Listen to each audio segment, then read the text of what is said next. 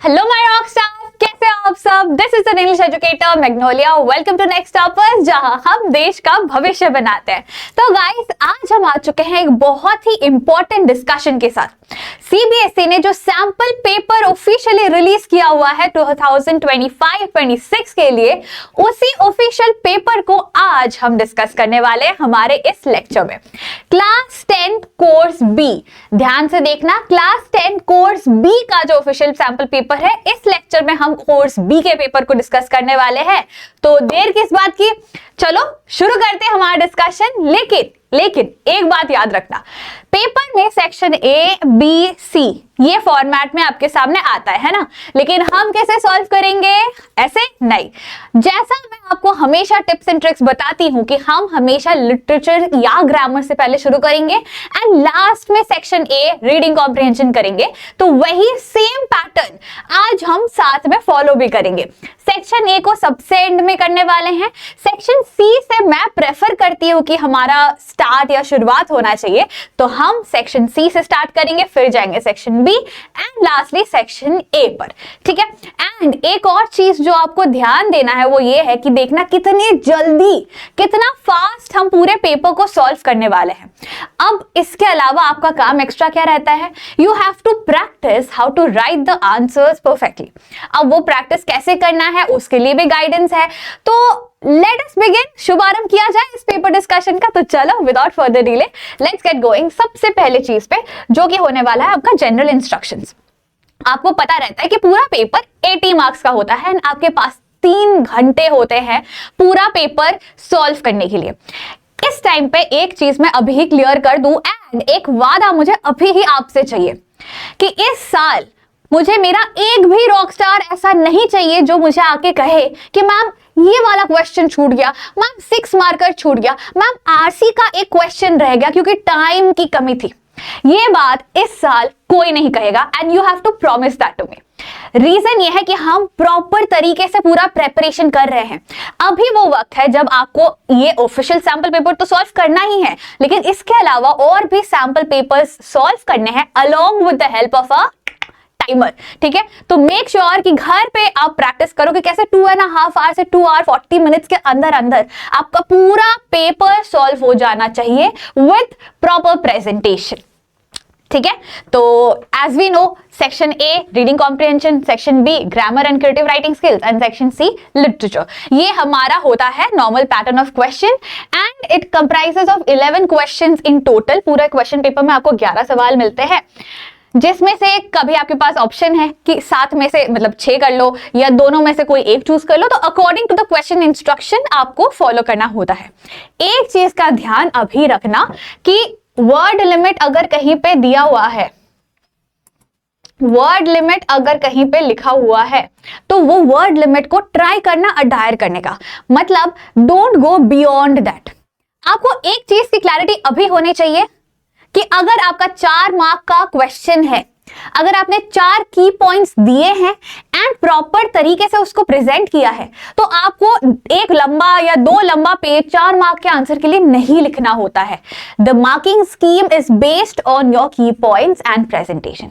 सही की पॉइंट्स है, सही प्रेजेंटेशन है, पूरा मार्क्स मिल जाता है, ठीक है। तो ये चीज ध्यान रखना कि वर्ड लिमिट को फॉलो करते हुए चलना। 2 मार्क के लिए एक पेज लिख दिया कोई मतलब नहीं बनता, उसका टीचर उल्टा मार्क्स काट देगा आपका, ठीक है। तो चलो अब शुरू करेंगे हमारे सेक्शन बी के साथ। सरप्राइज किया ना, आपको लगा था मैं सी पहले करूंगी, लेकिन मैं हमेशा बी पहले करती हूँ क्योंकि मुझे ग्रामर सबसे ज्यादा इजी लगता है। तो पहले मैं शुरुआत करूंगी सेक्शन बी के साथ।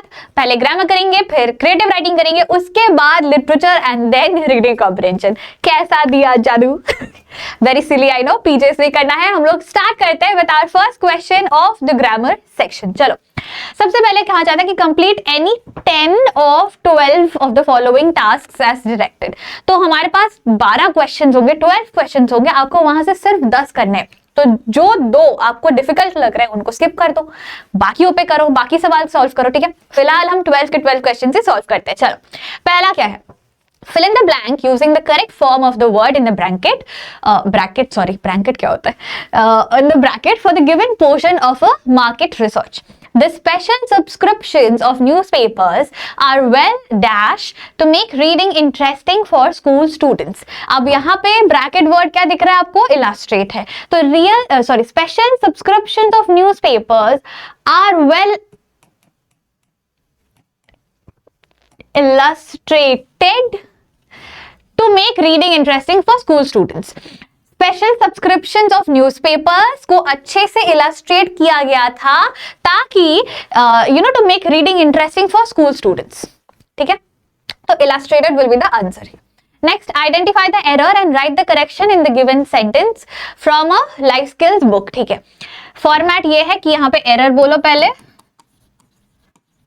और उसके बाद बाजू में करेक्शन बता दो. तो हम दोनों निकालते हैं. पहले सेंटेंस क्या है? The road to success is not the bed of roses. मतलब is not the bed of roses. Articles हमने पढ़ा है ना डिटर्मिनर्स में, ए एंड द का यूसेज कब आता है? We have to understand the road to success. Specific the तब हम यूज करते हैं जब हम कुछ स्पेसिफाई कर रहे हैं. ठीक है, तो स्पेसिफिक एक रोड है जो सक्सेस की तरफ जाता है, तो वो the road is correct. To success is not the bed of roses. I think मेरे हिसाब से the is the error here.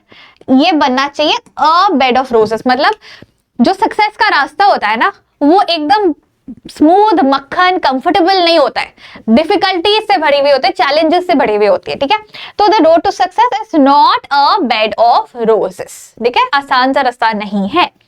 तो द का बन गया अ. अगले सवाल पे आते हैं. fill in the blank with the correct form of verb given in the brackets.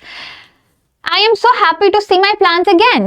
They dash so much since I last saw them. ये तो इतना आसान है bro. I am so happy to see my plants again. They have grown so much since I last saw them.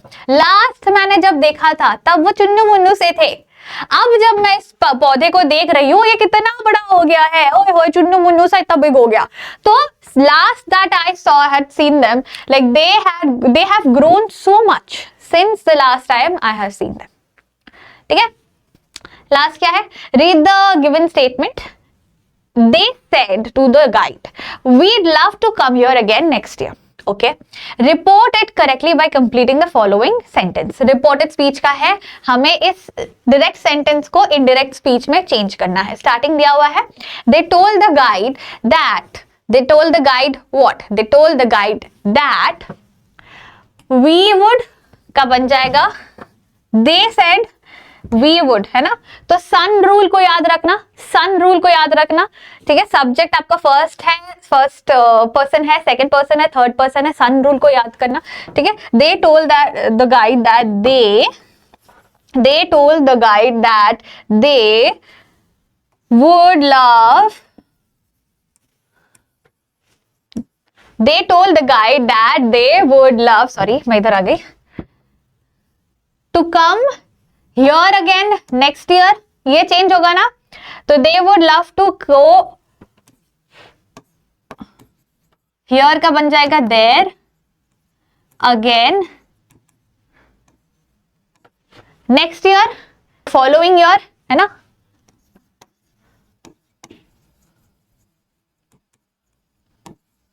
देखो, मैं handwriting मत देखना, मैंने कहा आंसर आपको पीडीएफ में मिल जाएगा. ठीक है, फिलहाल जल्दी जल्दी सॉल्व करना, इसलिए मैं जल्दी जल्दी लिख रही हूँ. ठीक है, so they told the guide that they would love to go there again the following year. ठीक है, सन रूल फॉलो कर लिया हमने.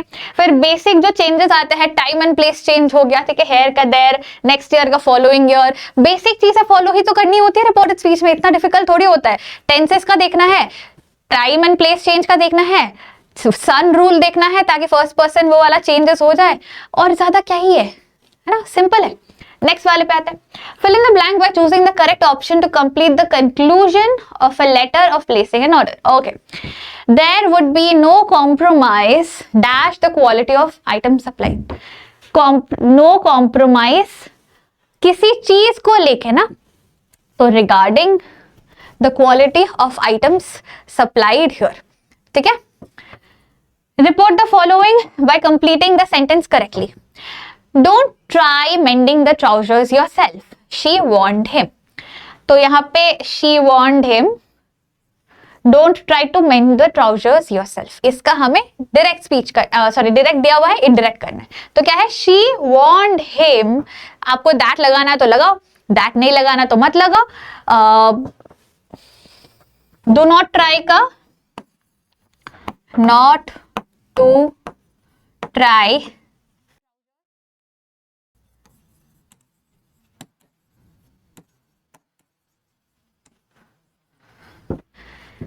कौन करेगा, देम लाइक योरसेल्फ का क्या बनेगा, योरसेल्फ का क्या बनेगा, हिमसेल्फ, है ना।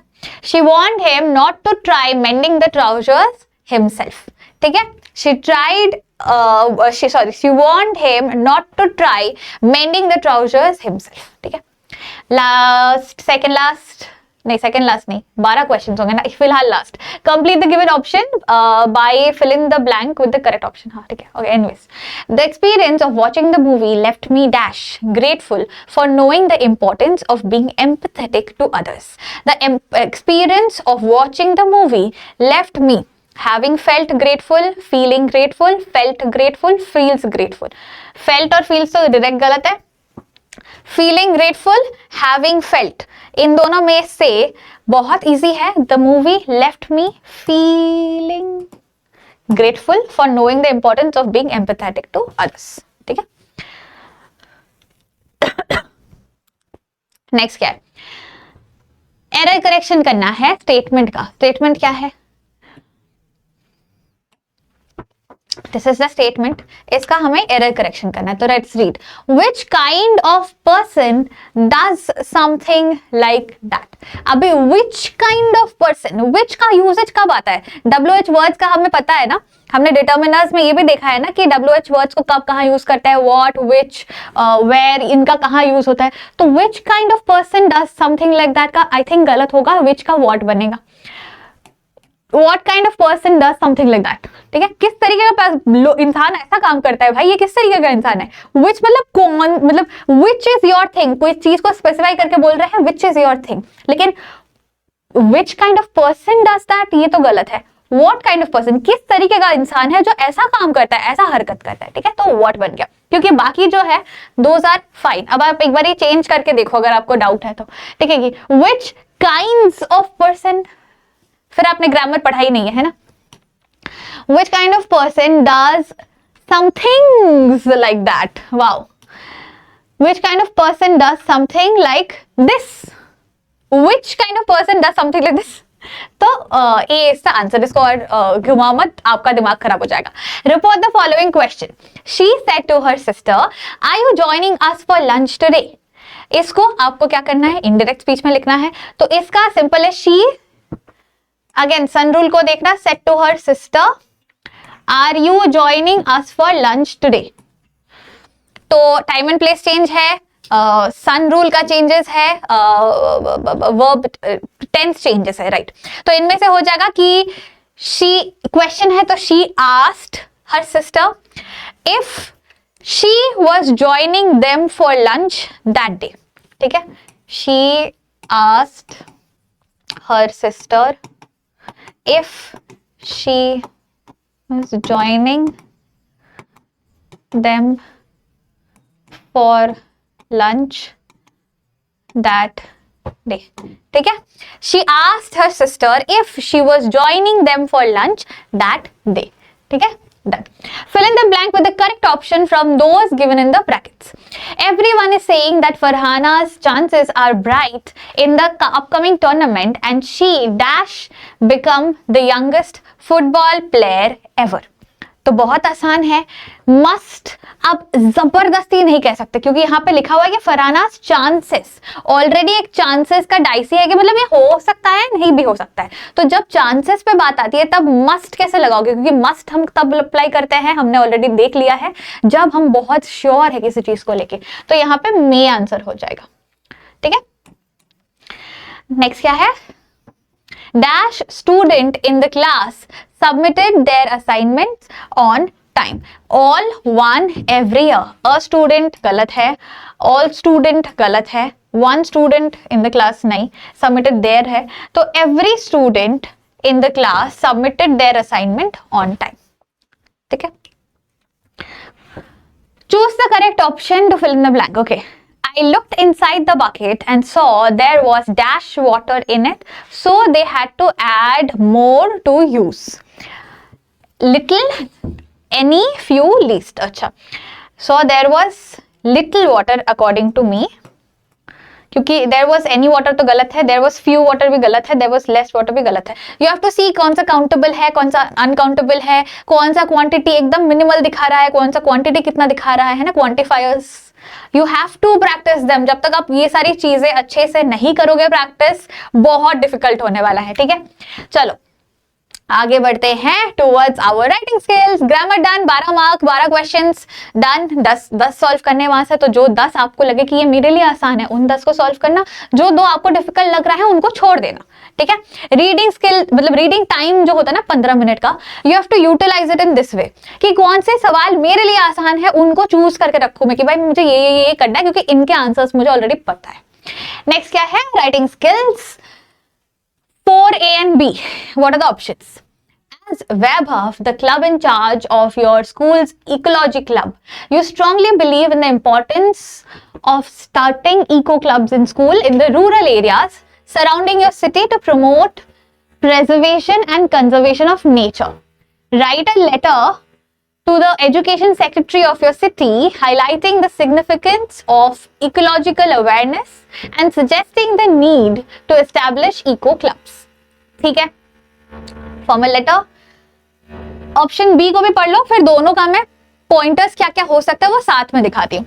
ऑप्शन बी कहता है, as Amita the vice head girl of Vidya Mandir, you are aware of the increasing prevalence of cyber attacks and unauthorized exploitation of systems, networks and technologies affecting individuals across all demographics.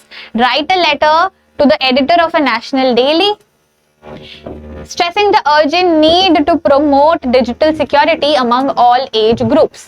Highlight the challenges posed by cyber threats and propose practical solutions to address this growing issue. एक आपका formal letter है, दूसरा आपका editorial letter है। ठीक है, इनके लिए आप की पॉइंट्स कैसे लगा सकते हो, क्या क्या पॉइंटर्स ऐड कर सकते हो, let me help you with those things. तो आपके लिए ये रहा आंसर। ठीक है, आंसर तो नहीं है, आंसर क्या है ना गलत होगा। आपके लिए कुछ की पॉइंट्स लग दिए मैंने, ताकि it is easier for you to frame the letters. अब फॉर्मेट आपको पता है, sender's address, date, receiver's address, salutation वगैरह वगैरह, पूरा फॉर्मेट आपको पता है। लिखना क्या है, फॉर्मेट सही तो वहां पे 1-2 मार्क आपको मिल जाएंगे क्लैरिटी के साथ, लेकिन अंदर के जो पॉइंटर्स है, अगर आपने ढंग के पॉइंटर्स ही नहीं दिए तो आपको मार्क्स कहां से मिलेंगे, है ना। तो पहला जो 4A है उसके लिए कुछ पॉइंटर्स ऐसा है कि इंपॉर्टेंस ऑफ इकोलॉजिकल अवेयरनेस पहले बता दिया कि बच्चों को सिखाना चाहिए कि एनवायरनमेंट के लिए रिस्पॉन्सिबल होना चाहिए, कूड़ा कचरा इधर उधर मत फेंका करो, यू बी रिस्पॉन्सिबल, अगर कहीं दिख रहा है तो उसको उठा के डस्टबिन में फेंको। You have to make the public aware about the environmental issues, ecological issues, जैसे डिफॉरेस्टेशन हो गया, पोल्यूशन हो गया, डिफरेंट टाइप ऑफ पोल्यूशन को मेंशन करना कि कैसे वाटर पोल्यूशन हो रहे हैं, लैंड पोल्यूशन हो रहा है, एयर पोल्यूशन हो रहा है, उन चीजों को कैसे हम ठीक कर सकते हैं। तो वो अवेयरनेस लोगों में भी फैलाना जरूरी है। नेक्स्ट वहां पे क्वेश्चन में बताया हुआ है ना कि इको क्लब्स स्टार्ट करना है। Letter suggesting significance of ecological awareness and suggesting need to establish eco clubs, तो इस बारे में बता सकते हैं कि you have to start eco clubs in rural areas and in rural schools जहां पे students should participate in environmental activities. ठीक है, जैसे बच्चों को सिखाया जा रहा है कि क्लीनिंग डे होना चाहिए, जहां पे जाके रोड क्लीन करो, झाड़ू लगाओ, कचरा उठाओ, प्लांटेशंस डे होने चाहिए अलग अलग। अब जो इको क्लब्स होंगी स्कूल्स में, they will take initiatives of planting trees, promoting greenery, clearing the roads, making sure कि उनके आजू बाजू के एरिया में या फिर वो जो बच्चे हैं स्कूल में उनको सिखाए कि अपने घर के आजू बाजू के एरिया में भी गंदगी ना हो। है एजुकेशन डिपार्टमेंट को जो लेटर हम लिख रहे हैं उनको हम एक रिक्वेस्ट एंड में कंक्लूजन के तौर पे बता सकते हैं कि we need help from them in the form of resources, funds, educating the people about कि इको अवेयरनेस क्या होता है, इकोलॉजिकल डिप्लीशन कैसे हो रहा है हमारे यहाँ पे, प्लस लोगों में अवेयरनेस फैलाया जाए। And lastly you can collaborate with the NGOs and other organisation जो नॉन लाइक फंडेड हो, नॉन फंडेड हो, व्हाटएवर ऑर्गेनाइजेशंस के साथ कोलैब करके एक इकोलॉजिकल अवेयरनेस लोगों में स्प्रेड करवा सकते हैं to make the things better. ठीक है, तो ऐसा ये पॉइंटर्स को यूज करके आप पहला लेटर लिख सकते हो। दूसरे लेटर के लिए जो साइबर थ्रेट वाला लेटर है उसमें सबसे पहला आप पॉइंटर्स जो मेंशन करोगे वो होंगे चैलेंजेस।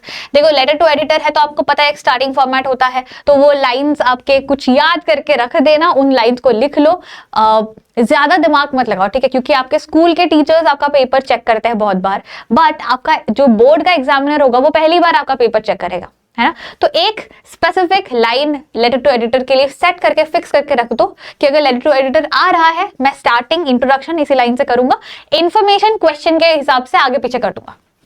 मेन पॉइंटर्स क्या क्या लिख सकते हो कि चैलेंजेस क्या क्या है आपके साइबर थ्रेट्स के, कि डेटा ब्रीच हो जाता है, आपके इंफॉर्मेशन डीओबी या जो भी आपका इंफॉर्मेशन, इमेजेस, पिक्चर्स, सब डेटा ब्रीच हो सकता है, लोग उसका एक्सेस कर सकते हैं, उनको यूटिलाइज मिस यूटिलाइज सब कर सकते हैं। स्कैम्स होने लगे हैं ज्यादा आजकल, ऑनलाइन प्रेडेटर्स है जो बैठे हैं कैसे आपसे पैसे का फ्रॉड करे या किसी टाइप के फ्रॉड कर ले आपके साथ। Then ignorance to cyber threats will increase in more amount of cyber threats and cyber issues in the real world या reality। then आप एक ये बता सकते हो लेटर में कि there is a need for better digital security system, जिसके लिए सबसे पहला चीज लोगों को अवेयर करना पड़ेगा हमें कि ऐसे साइबर थ्रेट्स बहुत ज्यादा इंक्रीज हो रहे हैं नंबर में, तो be careful about what you are doing, कौन से लिंक को आप प्रेस कर रहे हो, उस लिंक के थ्रू आप किधर डाइवर्ट हो रहे हो, वो सारी चीजों को अवेयर करना जरूरी है। डिजिटल लिटरेसी प्रोग्राम्स होने चाहिए, not just for adults but also for students, मतलब हर एज ग्रुप के लिए लिटरेसी प्रोग्राम्स होने चाहिए। स्ट्रिक्ट साइबर सिक्योरिटी पॉलिसी होनी चाहिए, मतलब जो साइबर सिक्योरिटी सिस्टम होता है, जो एक फोर्स होता है ना साइबर सिक्योरिटी, जो लोग देखते हैं जहां हम अगर कुछ गलत हो रहा है तो कंप्लेंट्स रेज करते हैं, तो साइबर सिक्योरिटी का प्रॉपर एक पॉलिसी निकलना चाहिए और उनमें ज्यादा रूल्स एंड रेगुलेशंस आने चाहिए कि इनका वायलेशन हुआ तो you will be arrested, find और व्हाटएवर। एंड नेक्स्ट एक लास्ट कंक्लूजन में कॉल टू एक्शन, मतलब सीटीए दे देना कि क्या क्या हमें करना चाहिए, what can be the solutions for this problem या दिस इशू। तो वहां पे मीडिया को आप बोल सकते हो कि न्यूज़पेपर्स हो, टेलीविजन हो, अलग अलग मीडिया के थ्रू हम अवेयरनेस स्प्रेड कर सकते हैं लोगों में about the threat. Next government को बेटर एफर्ट्स बनाने चाहिए साइबर सिक्योरिटी इंक्रीज करने के लिए, and the people should be made aware about the issues and कैसे उन इशूज से वो लोग बच सकते हैं। ठीक है, ये सारे पॉइंटर्स आप लिख सकते हो in order to get good marks in the letter. Answer एक प्रॉपर अच्छा फ्रेम किया हुआ एज आई सेड मिल जाएगा, तो उसको यूटिलाइज कर लेना। ठीक है, नेक्स्ट सवाल पे आते हैं, चलो question number 5A। You are the president of the debate society in your school. Two guest speakers, Mr. Ranjan Sharma and Mrs. Meera Kapoor, have written to express their interest in participating in your upcoming debate competition. Below are excerpts from their letters. Excerpt 1, Excerpt 2. Analyze the information in a paragraph justifying which guest speaker would be a better choice. Consider factors such as experience, relevance to the topic, and audience engagement. ये क्या है, ये किस चीज का सवाल है? अभी तक एनालिटिकल पैराग्राफ बहुत सिंपल आता था आपके पास, है ना।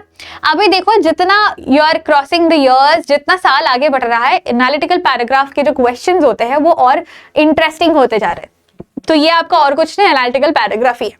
ठीक है, ये आपका 5A है और 5B भी सिमिलर है। मैं दोनों का आंसर वही ऐसे सेम वे में एनालिटिक के पॉइंट्स में 5A 5B करके पिछले वाले सवाल की तरह रखी हूँ।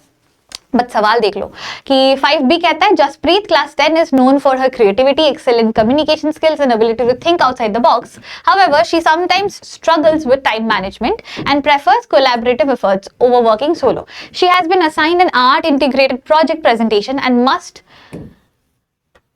choose a partner from Sunaina, Tabassum and Alice. Below are the profiles of the 3 candidates. So 3 candidates हैं, उनके प्रोफाइल को ओवरव्यू करके एक कैंडिडेट उसे चूज करना है ना, तो based on the features of each candidate analyse and decide who would be the best partner for Jaspreet, consider aspects such as complementary strength, team work and the project's requirement. तो यहाँ simple है, इसमें ज्यादा difficulty कुछ नहीं है। Let me do one by one, let me show you one by one. अब देखो पहला सवाल क्या था, पहला सवाल क्या था कि डिबेट क्लब के, लुको एक बार दिखा देती हूँ मैं आपको। पहला सवाल यह था कि आप डिबेट सोसाइटी के प्रेसिडेंट हो, ठीक है, 2 गेस्ट स्पीकर्स है, उनमें से आपको एक गेस्ट स्पीकर चूज करना है अपने अपकमिंग डिबेट कंपटीशन के लिए।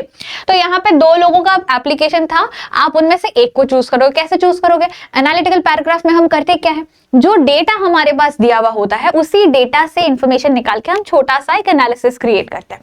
तो यहाँ पे भी रंजन शर्मा का एक एक्सर्प्ट है और मीरा कपूर का एक एक्सर्प्ट है, दोनों का जो अपना अपना एक्सर्प्ट है। आपका काम है, you have to choose one person and उनकी खूबियों को दिखाना है, ठीक है।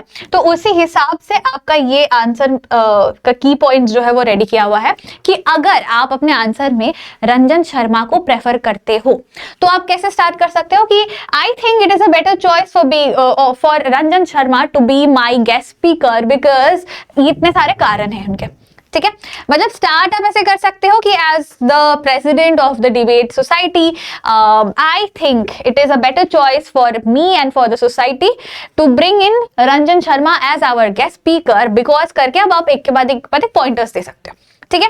अब पॉइंटर्स में आप क्या क्या लिखोगे? Ranjan Sharma better guest speaker क्यों होंगे डिबेट कंपटीशन के लिए? क्योंकि उनके पास 10 साल का एक्सपीरियंस है, वो 10 साल के लिए डिबेट कोच की तरह काम कर चुके हैं, पब्लिक स्पीकर भी थे, है ना। Then he has an unmatched experience, वो काफी सारे बच्चों को ट्रेन किए हैं like in order to become better debaters. तो he nurtures critical thinking in students, उन्होंने बहुत सारे बच्चों को नेशनल लेवल डिबेट चैंपियनशिप तक गाइड किया है। He provides practical insights and techniques कि क्या क्या मेथड यूज करके आप डिबेट में और अच्छा बन सकते हो। वो हैंड ऑन एक्सपीरियंस उनका एक है in coaching students and explaining them how to be better at debating, and he has been associated with schools and universities, अलग अलग जगहों में जाके गेस्ट स्पीकर्स की तरह उन्होंने appearances दिए हैं। तो as the debate club president मुझे लगता है हमारे डिबेट कंपटीशन में अगर ये आते हैं गेस्ट स्पीकर के हिसाब से तो he will be able to give a lot of insights to our students, our school students, ठीक है। अगर आपने रंजन शर्मा को चुना है तो ये आपका आंसर रहेगा। अगर आपने मीरा कपूर को चुना तो आपके क्या क्या ऑप्शंस या आंसर्स हो सकते हैं वो देख लो। स्टार्टिंग का लाइन वही सेम रखना कि as being the debate President of the Debate Society of my school, I feel it is a better choice for us to bring Meera Kapoor as the guest speaker because करके उनके pointers या उनकी खूबियां बताना कि she has international exposure, उन्होंने India के बाहर भी काफी डिबेट चैंपियनशिप्स या डिबेट इवेंट्स में पार्टिसिपेट किया है। She brings in she connects real life experiences with her debating expertise. मतलब एक तो आप डिबेट एक्सपर्ट हो इसीलिए आपको लोग गेस्ट स्पीकर की तरह लेकर आते हैं आपके पास, लेकिन आपकी खूबी क्या है कि आप रियल लाइफ सिनेरियोस को कनेक्ट करते हो डिबेट के साथ, which makes it more relatable for the public. Then वो फोकस करती है क्या on making debates relevant to global and social issues. Again relatability का फैक्टर है। She emphasises on personal growth and it can inspire and connect with an audience very nicely. मुझे पूछोगे तो मैं पर्सनली रंजन शर्मा को लाऊंगी क्योंकि उनके पास एक्सपर्टीज बहुत है, हमारे स्कूल के स्टूडेंट्स को वो काफी इनपुट्स दे पाएंगे टू बिकम बेटर डिबेटर्स, ठीक है। अब बाकी आपका जो भी प्रेफरेंस हो, आपको जो भी इन दोनों में से सही लगे आप उनका ले सकते हो। रंजन के लिए बहुत सारे पॉइंटर्स है, बहुत कुछ लिख सकते हो and it is always a clever idea, clever approach कि जिसके लिए पॉइंटर्स ज्यादा है हम उस पार्ट के लिए आंसर प्रिपेयर करें, ठीक है। सिमिलरली हमारा जो नेक्स्ट वाला भी है 5B, उसमें 3 ऑप्शंस थे, आपको कोलैबोरेटिव एफर्ट्स करने हैं। तो 3 ऑप्शंस कौन थे? सुनैना, तबस्सुम, एनालिस थे हमारे, है ना। एक बार खुद के बारे में देख लो कि आप जसप्रीत हो, ठीक है। And Jaspreet is known for her creativity, excellent communication skill and ability to think outside the box. अब उसको प्रॉब्लम किस चीज का होता है? टाइम मैनेजमेंट का, and she prefers collaborative efforts over working solo. And उसे 8 इंटीग्रेटेड प्रोजेक्ट का प्रेजेंटेशन करना है। तो ऐसा कोई चाहिए जो टाइम मैनेजमेंट में अच्छी हो एंड जिसका मतलब आर्ट का माइंड भी अच्छा हो। ठीक है, आर्ट में अच्छा माइंड होना चाहिए, प्रोजेक्ट करना है उसको तो प्रेजेंटेशन का अच्छा वो हो, स्किल हो एंड टाइम मैनेजमेंट भी देख ले। लेकिन अब हमारे पास जो कैंडिडेट्स है, एक के पास टाइम मैनेजमेंट अच्छा है, दूसरे के पास आर्ट क्वालिटीज अच्छा है, तीसरे के पास प्रेजेंटेशन स्किल अच्छा है, तो अब आप किसको चूज करोगे? इसको इजी बनाने के लिए मैंने ये कहा गया भाई, ये पॉइंटर्स डिवाइड कर दिया। ठीक है, सुनैना का क्या है? She has strong organisation skills, she meets deadline, तो मतलब टाइम मैनेजमेंट बहुत अच्छा कर लेगी सुनैना, है ना। She prefers working in a structured and predictable environment, मतलब सेफ सिक्योर्ड एनवायरनमेंट, आज का ये टाइमलाइन है, आज का ये डेडलाइन है, ये टास्क आज का है, तो प्रॉपर स्ट्रक्चर्ड वे में काम करती है सुनैना। ठीक है, ड्रॉबैक ये है कि she is a little reserved, तो उसको खुल के जब कोलैब करते हो, दो लोग मिलके एक प्रोजेक्ट में काम करते हो, आपको पता है स्कूल में हो तो प्रोजेक्ट्स में क्या होता है, अगर एक बंदा क्लैरिटी से बात नहीं कर रहे हैं, प्रॉपर कम्युनिकेट नहीं कर रहे हैं, तो थोड़ा हिचकिचाहट होता है कि भाई इसको कैसे बोलूं कि तू ये कर ले, तू वो कर ले, है ना। तो drawback is she is little reserved, लेकिन she is multitasking and very focused as well. ठीक है, अब अगर हम दूसरे कैंडिडेट तबस्सुम को देखें, तबस्सुम का क्या है? She is very enthusiastic, very spontaneous, she is an excellent artist, things out of the box and matches a lot with Jaspreet. Jaspreet का जो थिंकिंग है उसके साथ बहुत मैच करता है ये, है ना। She can create visually appealing and engaging outcomes या प्रोजेक्ट्स। ड्रॉबैक इसका ये है कि वो फोकस नहीं रख पाती है हमेशा एंड टाइमलाइन मेंटेन करने में इसको थोड़ा दिक्कत हो जाता है, but she is very enthusiastic and जब काम दो तब कर ले, ऐसी काइंड ऑफ अ गर्ल। मेरी प्रेफरेबल एक औरत ये है तबस्सुम। ठीक है, नेक्स्ट आ जाती है Alice. She is highly detail oriented, very confident, delivers high quality final product, very good presenter. Drawback यह है कि कंट्रोलिंग है एंड कोलैबोरेटिव एफर्ट को ओवरलुक कर देती है। अब अगर आप दो लोग काम कर रहे हो, अगर एक बंदे का ओपिनियन नहीं लिया जा रहा है या उस पर कंट्रोल किया जा रहा है, तो that is not a very comfortable environment. तो अगर मैं ये आंसर लिख रही होती तो मैं एलिस को कंसिडर नहीं करती फॉर राइटिंग एन आंसर, है ना। मैं शायद सुनैना को भी कंसिडर नहीं करती फॉर राइटिंग एन आंसर, मैं तबस्सुम को करती। क्यों? कारण क्या है? कारण ये है कि I want to do a project together with another person. अब वो इंसान एकदम ऐसे होने चाहिए जिसके साथ मैं कम्युनिकेट अच्छे से कर पाऊं, काम अच्छे से कर पाऊं, है ना। अब ये भी एकदम मेरी ही तरह बहुत अच्छी एक आर्टिस्ट है, वेरी एंथुसियास्टिक, बहुत एनर्जेटिक, स्पॉन्टेनियस है। तो अगर इसको डेडलाइन के लिए थोड़ा दिक्कत हो रहा है, मुझे भी डेडलाइन या टाइमलाइन मैनेज करने में दिक्कत होती है, तो मैं इसको एनकरेज कर सकती हूँ कि भाई सुन, तू टाइमलाइन का थोड़ा देख ले, हम साथ में बहुत अच्छा कुछ क्रिएट कर लेंगे, बहुत सही प्रोजेक्ट बन जाएगा। तुम टाइमलाइन का देख लो और प्रेजेंटेशन देख लेना, because you are very enthusiastic, you can use your energy in presenting the entire thing. ठीक है, तो कम्युनिकेशन का बेटरमेंट हो गया, आर्ट का इक्वल माइंडसेट बन गया, प्रेजेंटेशन के लिए एनर्जेटिक एक इंसान मिल गया, दस I will go head with Tabassum. ठीक है, तो आप स्टार्ट ऐसे कर सकते हो कि Tabassum would be the most suitable partner for Jaspreet in this art integrated project presentation because it balances very well with Jaspreet's, है ना। They have a lot in common, plus they can communicate well with each other.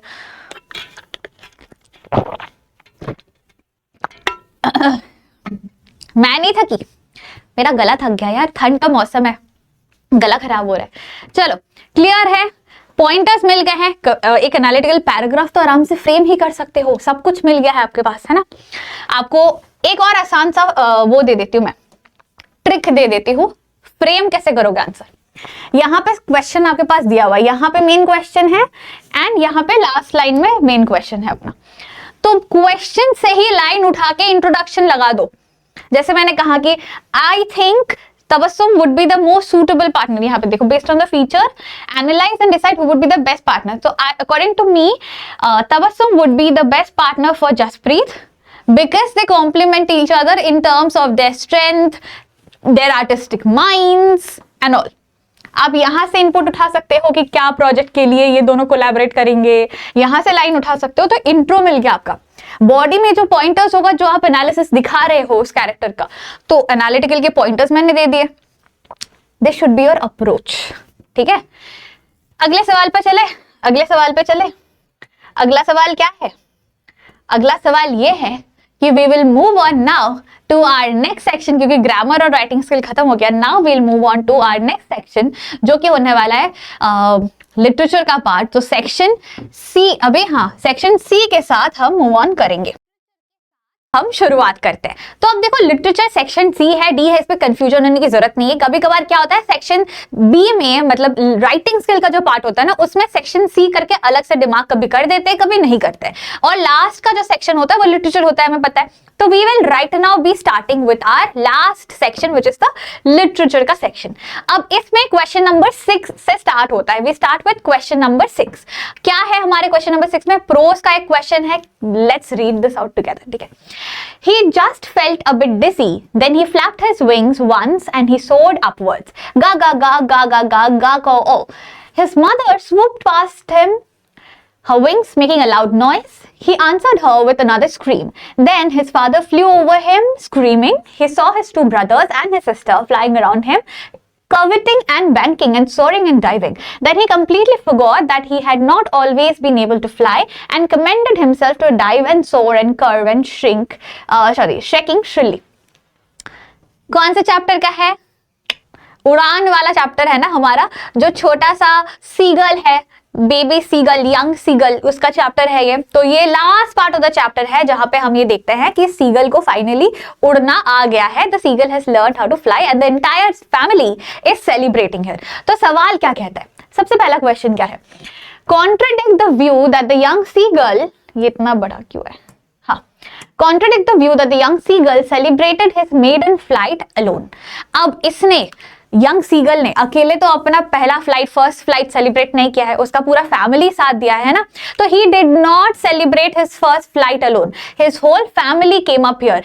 उनके mamma, उनके पापा सब encourage कर रहे थे उनको। The siblings were very happy. Mummy papa आजू बाजू से घूम रहे थे। सिबलिंग्स जो थे वो भी एकदम खुश होके साथ में फ्लाई कर रहे थे। एवरीवन वाज कॉलिंग आउट गा गा गा and people were happy, they were celebrating it all together, ठीक है। सो कॉन्ट्राडिक्ट अगर मैं करूं तो the young seagull did not celebrate his first flight alone, क्योंकि फैमिली ने सेलिब्रेट किया था टुगेदर। अब कैसे सेलिब्रेट किया था वो यहां पे लिखा हुआ है ना। यहाँ पे लिखा हुआ है he saw his two brothers and sisters flying around him. Mummy कहा गया, पापा flew over him screaming. His mother was flying around him and like enjoying, celebrating. तो यही से लाइन उठा के आप लिख सकते हो कि फादर मदर दोनों एनकरेज कर रहे थे, भाई बहन आजू बाजू उड़ रहे थे और खुशी, मतलब they were happily celebrating it, ठीक है। नेक्स्ट सवाल क्या है? Question number 2. Which of the following statements best explains the young seagull's experience as he starts to fly? यहाँ में से कौन सा statement है which showcases the which explains the best experience या the experience of the seagull as he starts flying? तो बहुत simple है। He as soon as he started flying, उसने जब रियलाइज किया कि अब मैं डूबूंगा नहीं, गिर के मर नहीं जाऊंगा, I can fly, I can flap my wings and fly. तो he saw that his family started encouraging him and started celebrating that. तो वो उड़ के अपने फैमिली के पास गया। पहले तो वो थोड़ा डर रहा था ना, बट फिर उड़ के वो अपने फैमिली के पास गया and he gained some confidence and he joined his family and started flying with them, ठीक है। तो अगर इसका आंसर हम दें, इनिशियली वो अफ्रेड था, डरा हुआ था, feeling dizzy and was a little afraid, but later he joined his family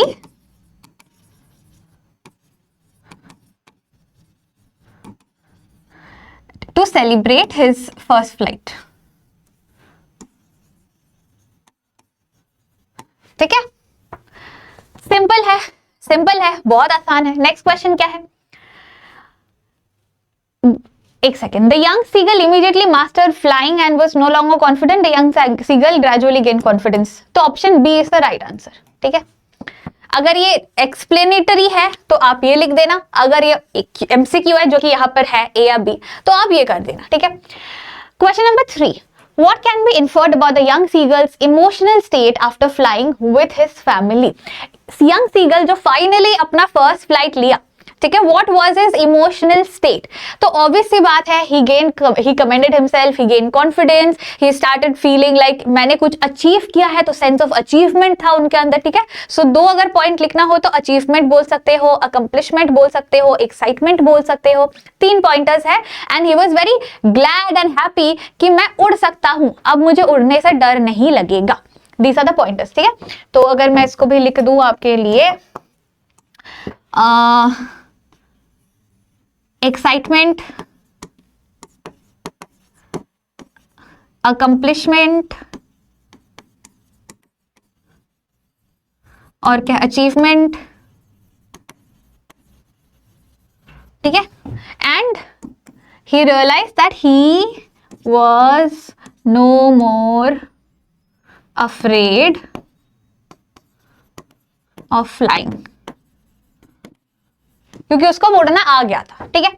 आपको ना मैं ये आंसर्स लिख के तो दे रही हूँ, लेकिन आपको एक पीडीएफ पे मिल जाएगा इसके सॉल्यूशंस का, तो आराम से आप उसको रेफर भी कर सकते हो आंसर पैटर्न के लिए. नेक्स्ट क्वेश्चन क्या है, read the following sounds and movement words and then select the option that correctly categorises 1 to 4 into sound and movement. जो कि यहाँ पे एक टेबल है, साउंड और मूवमेंट्स को हमें कैटेगराइज करना है, ठीक है. क्या क्या है, फ्लैप्ड, श्रेकिंग, swooped, soared, screaming, ठीक है. यहाँ पे क्या बोल रहा है, साउंड है 1 to 5, मूवमेंट है 3 and 4. अच्छा, लेट अस कैटेगराइज यहीं पे कि कौन सा साउंड है, कौन सा मूवमेंट है. तो flap is a movement, shaking is a sound, swoop is a movement, सोड करना is a movement, screaming is a sound. तो यहाँ पे हमें मिल गया कि साउंड में 2 और 5 होना चाहिए. तो यहाँ पे देख लो 2 और 5 कहाँ है, 2 और 5 सी में है, तो सी शुड बी द आंसर कि साउंड 2 और 5 है, मूवमेंट 1, 3 and 4 है. कितना आसान है, बन गया क्वेश्चन, और कुछ था ही नहीं. नेक्स्ट सवाल पे आते चलो. इसी का और पार्ट है, मतलब और लिख के you have options, right. 6A बनना है या 6B बनाना है, आपके पास ऑप्शन है. तो ये 6A हमने सॉल्व किया, 6B देख लेते हैं. Historian, you haven't heard about the Martian invasion of 2040? What do they teach children nowadays? Well, you know the invasion never really happened because a single book stopped it. What was the book, you ask? A noble encyclopedia? A tome about rockets and missiles? A secret file from outer space? No, it was none of those. It was, but here, let me turn on the historiscope and show you what happened many centuries ago in 2040. She turns on projector and points it left. Spotlight on historian goes out. तो हमें पता है book that saved the earth का coat है, ये starting के part का extract है. सवाल पर आते, क्या कहते हैं, what does the pause indicated by the dash in the line, it was, but here let me turn on the historiscope and show you, convey sense of impatience and frustration, point of suspense and anticipation, moment of confusion and hesitation, a sudden shift to light-heartedness, a reflective moment of deep thought. ये जो एक बोलने का pattern होता है ना, कि क्या आपको लगता है ये किताब था, वो था? नहीं, इट वॉज, एक सेकेंड मैं अभी आपको दिखाती हूँ, यहीं पे तो था, कहाँ गया. तो it was just a pause, ठीक है, it was just a pause to bring in some suspense कि आहा रुको तो जरा. तो only 2 is the correct answer, ठीक है. रुको जरा, सब्र करो, देखो तो ये रहा, रुको मैं दिखाती हूँ आपको क्या था. तो ये सस्पेंस बिल्ड करने के लिए था, that is why point of suspension and anticipation, ठीक है. Next question, how do the stage direction such as historians, the historian turns on projector and spotlight on historian goes out, contribute to the atmosphere and understanding of the scene in this part of the play. तो ये जो stage directions यहाँ पे लिखा हुआ है ना कि she turns on projector, points it left, spotlight on historian goes out, ये सारे ना स्टेज प्ले के डायरेक्शन है. मतलब क्या होता है, एक आपका टोन चेंज हो रहा है, नरेटिव शिफ्ट हो रहा है, स्टोरी टेलिंग के नरेशन से विजुअल स्टोरी टेलिंग पे शिफ्ट हो रहा है. वो मतलब एक ऐसा नरेटिव था कि कोई आपको एक कहानी बता रही है, वहां से it is shifting to visual storytelling कि अब आपको कुछ दिखाया जा रहा है, अब कुछ स्क्रीन प्ले होने वाला है. तो all these are ways to grab the attention of the reader या the viewer, ठीक है, कि नरेटिव में चेंज आ रही है, there is a shift in the movement. मतलब एक कोई कहानी बताने से अब एक डिफरेंट चीज पे मूव हो रहा है पूरा सिनेरियो, ठीक है. तो अगर मैं आपको यहाँ पे पॉइंटर्स लिख के दूं, मेन चीज है कि यहाँ पे टोन सेट किया जा रहा है,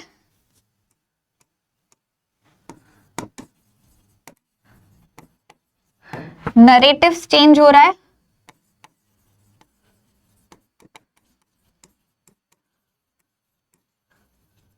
नरेटिव स्टोरी टेलिंग से वो मूव हो रहा है विजुअल स्टोरी टेलिंग में, ठीक है, एसटी स्टोरी टेलिंग, ठीक है। And this will in general help in grabbing attention of the readers या viewers। ये आपके मेन पॉइंटर्स है, ठीक है। आंसर्स जैसे मैंने कहा आपको पूरा लिखा हुआ मिल जाएगा, PDF you will be receiving, लेकिन यहाँ पे हम की पॉइंटर्स को ही डिस्कस कर रहे हैं। Next, select the option that correctly completes the following. The historian dismisses the noble encyclopedia and rockets because she wants to dash convey the importance of scientific knowledge and military power in stopping the invasion, stress the surprising and unexpected nature of the book that stopped the invasion। बहुत आसान सा सवाल है ना।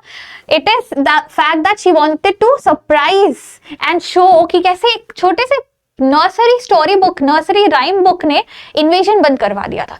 तो it is option B, ठीक है। Next सवाल पे देखते हैं, what emotion is the historian most likely conveying with the phrase, जैसे अरे बेचारे क्या हो रहा है इस जनरेशन के साथ, तो this is an emotion of disapproval, ठीक है। डिसअप्रूवल के, डिसअप्रूवल का एक इमोशन है, ठीक है। अगले सवाल पे चले, चलो let's get going. He is learning well behind his desperate eyes the epistemology of loss, how to stand up, knowing what every man must one day know, and most know in many days how to stand up. The Bolpo. What emotions are most appropriately conveyed by the phrase desperate eyes and epistemology of loss?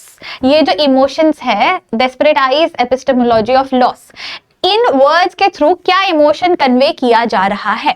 Despair, anger, frustration, confusion या helplessness? हमें बहुत आसानी से इसका answer पता है कि we are seeing despair एक टाइप का दिखा रहा है ना। कंफ्यूजन और हेल्पलेसनेस तो है ही, कंफ्यूजन और despair, These three are the emotions। आप पूछोगे मैम क्यों? कारण यह है कि यहाँ पे बच्चा गुस्सा नहीं है, फ्रस्ट्रेटेड भी नहीं है, उसका बॉल पहली बार उससे खोया है ना। He has lost something that he loved for the first time। तो इस समय में उसके इमोशंस क्या क्या है? Desperate eyes goes to despair, ठीक है। एपिस्टेमोलॉजी ऑफ लॉस, मतलब अब मैं क्या करूं? उस बॉल को लेने जाऊं, कूदू पानी में, कि यहीं रुक जाऊं, किसी को बुलाऊं? What should I do? तो that sense of confusion and that leads to helplessness कि अब मेरा बॉल तो बहते हुए जा ही रहा है, nothing can save my ball, I have lost it. तो दैट हेल्पलेसनेस, ठीक है। तो 1, 4 and 5 कहां पर है? 1, 4, 5 बी पे है। 1, 4, 5 इज योर आंसर, ठीक है। Next, what does the phrase how to stand up suggest about the boy's emotional growth? अब सिंपल है, देखो हाउ टू स्टैंड अप ये चीज एक ही मेन मोटिव पे दर्शाता है कि हर इंसान को अपने लाइफ में कभी ना कभी ये सीखना पड़ता है कि व्हाट इज लॉस, है ना, and how to overcome that loss. आप हमेशा अपने लाइफ में अपने प्यारे चीजों को, अपने प्यारे लोगों को लाइक विथ टाइम कभी ना कभी खोगे।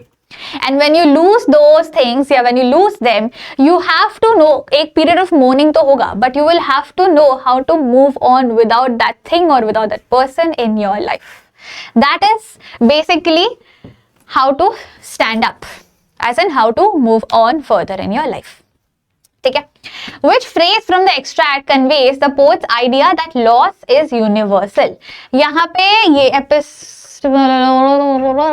ये पार्ट है, what every man must one day know and most know many days how to stand up। मतलब लोगों को ऑलरेडी पता है, कि ज्यादातर लोगों को ये बात पता है कि loss is a part of life, you have to accept it and move on. तो ये जो फ्रेज है, most people know already how to stand up, that shows the poet's idea that loss is universal, ठीक है। Last question क्या है? Fill in the blank with a phrase to suitably complete the sentence। The loss of his ball symbolizes dash in life। The loss of his ball symbolizes the problems in life, the difficulties in life, the first time you experience responsibility in life, all these things. मतलब जो उसने ball खोया था ना, that is symbolic of losing his childhood, losing his innocence, learning what responsibility is for the first time.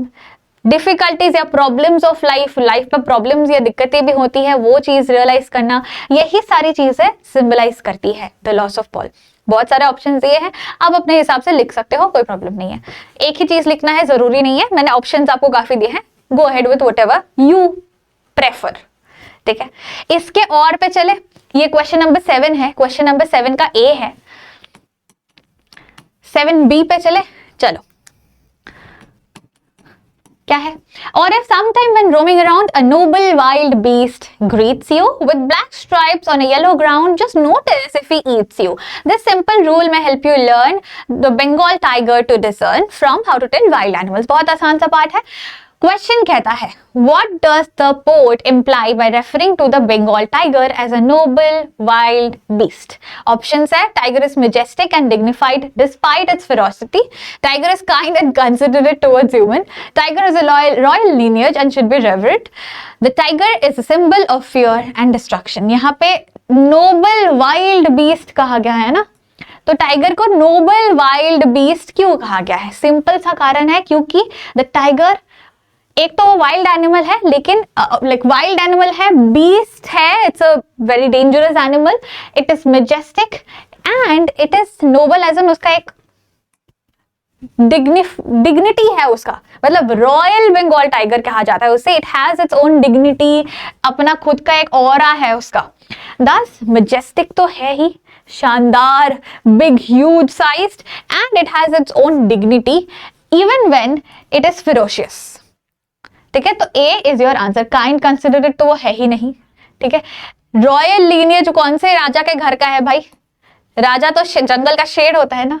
And symbol of fear and destruction, ये उसका मतलब नहीं, उसके लिए नोबल वाइल्ड बीस्ट नहीं कहा जाएगा, तो ए इज आवर आंसर। ठीक है, नेक्स्ट क्या है? Complete the following suitably.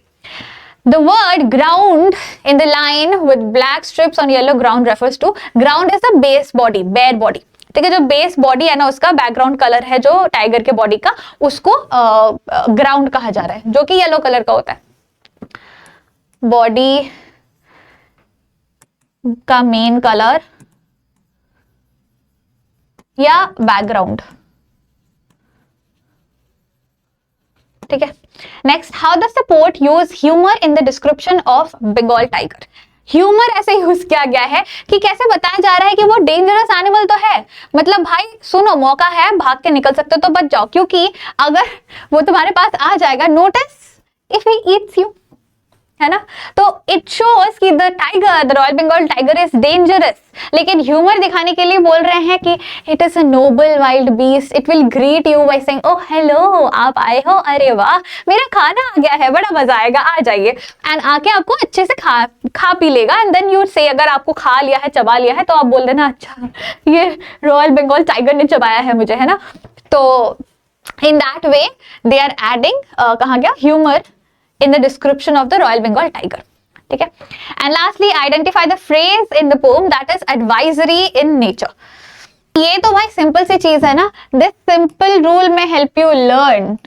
ठीक है, कोई एक एडवाइस दिया जा रहा है कि इस चीज को नोटिस करके भाई समझ लेना, आई am giving you a hint, ऐसा होगा तो ये रॉयल बंगाल टाइगर ही है। ठीक है, तो this is an advisory line कि बच के रहना, अरे बाबा बच के रहना, अरे टाइप्स ऑफ। ठीक है, अगले सवाल पे चले। 6A भी हो गया, 7A भी हो गया, 8 पे चलते हैं। चलो, answer any 4 of the following 5 question. तो यहाँ पे 5 सवाल है आपके पास, आपको कोई भी 4 करना है। हम तो फिलहाल सारे ही प्रैक्टिस करने वाले हैं अभी, है ना। यहाँ के questions, all the questions are of 3 marks, तो हम 3 की पॉइंट जरूर से यहाँ पे डिस्कस करने वाले हैं हर सवाल के लिए। ठीक है, पहला सवाल क्या कहता है? Otters are known for their peculiar behaviour trait, support this statement with reference to any two mentioned in Mijbil the otter. बहुत आसान है। एक हो गया, उनको मार्बल्स के साथ खेलना बहुत पसंद है, वो पेट में रख के खेलता रहता था, है ना। दूसरा, उनको पानी बहुत पसंद है, कहीं पे भी बाथटब में बैठ जाते थे, पानी का एक कटोरा लेके उसमें बैठ जाते थे। स्टैटिक वाटर नहीं पसंद था, तो पानी में खेलना उन्हें बड़ा पसंद आता था। ठीक है, 2 पॉइंट्स हो गए। How does the use of repetition in the poem Amanda highlight the speaker's expectation and Amanda's response?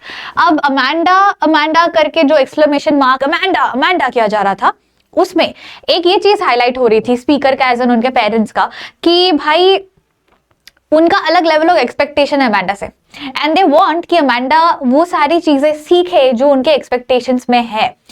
एक चीज वो रियलाइज ही नहीं करते हैं कि इतना ज्यादा वो एग्जैजरेट करते रहते हैं, इतना ज्यादा वो प्रेशराइज कर देते हैं इस बच्चे पे कि the child Amanda relates to imaginative escape. And Amanda का रिएक्शन ऐसा होता है कि उनके पेरेंट्स की तरह वो रिपीटेटिव नहीं होती है, बार बार रिपीटेटिव करके अनोइंग, इरिटेटिंग, फ्रस्ट्रेटिंग ऐसा नहीं होता है। अमांडा हर बार अपने थॉट्स में अलग अलग तरीकों से एस्केप कर रही होती है, जहां पे मेजर चीज जो हमें दिखता है वो है फ्रीडम, पीस, काम, यही सारी चीजें उसको चाहिए होती है। ठीक है, मैं इनके आंसर्स के की पॉइंट्स अब भी आपको दूंगी, don't worry. How can Nelson Mandela's vision of liberating both the oppressed and the oppressor be applied in modern day societies to address the issue of inequality and discrimination? बहुत simple सी बात है, liberating the oppressor and oppressed दोनों ही मतलब गुलाम है ना, both are sufferers basically, ऐसा कहा गया था। कारण क्या है?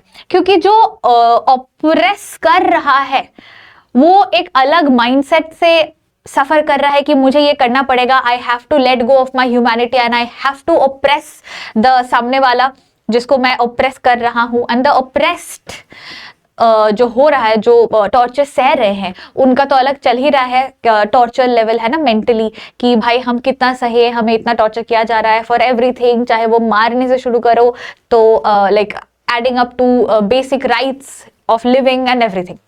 अब इसको इन रियलिटी हम इनइक्वालिटी और डिस्क्रिमिनेशन को एड्रेस करने के लिए कैसे यूज कर सकते हैं, उसके 3 बहुत अच्छे की पॉइंट्स है, I want to show it to you. ठीक है, लास्ट के 2 भी क्वेश्चंस एक बार देख ले, कि इन तीनों को पहले देख ले, पहले इन तीनों का आंसर देख लेते चलो। पहला, मिजबिल का love for water and curiosity. एक होता है मार्बल्स, प्लेफुल, बहुत सारे ऑप्शंस है ना, मार्बल्स को लेके खेलता रहता था। ठीक है, repetition highlights speaker's constant expectation, Amanda's lack of freedom and autonomy, pressure placed on Amanda, and Amanda के imaginative escapes क्या दिखाते हैं? desire for independence, freedom, longing for self expression, peace, calmness and all. जो ये था ना Nelson Mandela वाला, the dialogue shows us like जो डायलॉग है ना कि ऑप्रेसर एंड ऑप्रेस्ड दोनों को फ्री करना चाहिए, तो it is a fostering dialogue which shows the need of understanding, reconciliation between different groups, addressing inequality, empowering marginalized communities, educating and transforming the minds of those who perpetuate discrimination, ensure lasting peace and equality। मतलब सवाल क्या पूछा था कि इसका मतलब Mandela का जो ये स्पीच का पार्ट था ना कि liberating both the oppressor and oppressed, इसको हम मॉडर्न डे सोसाइटी में इस तरीके से यूज कर सकते हैं ताकि जो लोग हैं जो डिस्क्रिमिनेशंस कर रहे हैं आज भी, इसको मत लाओ मेरे क्लास में, ये ऐसा है, उसको मत अलाउ करो ये करना, because for some reason racial discrimination, sexual discrimination, pay parity दिखता है अभी भी बहुत जगह में कि अगर लड़का है तो ज्यादा पे हो रही है, लड़की हो रही है तो कम पे होता है। ये पे डिस्पैरिटी अभी काफी जगह में दिखता है जिसके लिए women have started fighting for, है ना। तो it is important to address these issues in the real life right now. How does the line "and then moves on" reflect transient nature of fog, thereby contributing to poem's deeper message about life's impermanence? ठीक है, हमने generally fog को किस चीज से compare किया है? Issues of life, problems of life या कैट, इनके साथ कंपेयर किया है ना। यहाँ पे लाइफ का इम्पर्मानेंस दिखाया जा रहा है कि कैसे फॉग का क्या होता है। जैसे हमने फॉग को प्रॉब्लम के साथ कंपेयर किया हुआ है ना कि फॉग सडनली आ जाते हैं एंड थोड़ी देर रह के बिना बताए, बिना इंटीमेशन के सडनली चला जाता है, वैसे ही प्रॉब्लम्स हमारे लाइफ में भी सडनली आते हैं बिना बताए, थोड़े देर रहते हैं, हमें सताते हैं, फिर बिना बताए ही चले जाते हैं, प्रॉब्लम सॉर्ट हो जाती है और प्रॉब्लम चला जाता है। वैसे ही लाइफ जो होता है वो भी इम्पर्मानेंट होता है। You are here, you live for a while and suddenly without any notice one day you are not here. आप बोल के थोड़ी मरने वाला कि भाई मेरी मौत आ रही है 2 दिन में, मैं मरने वाली हूं तो देख लेना 2 दिन आपको कैसे मेरे साथ स्पेंड करना, ऐसा थोड़ी होता है ना।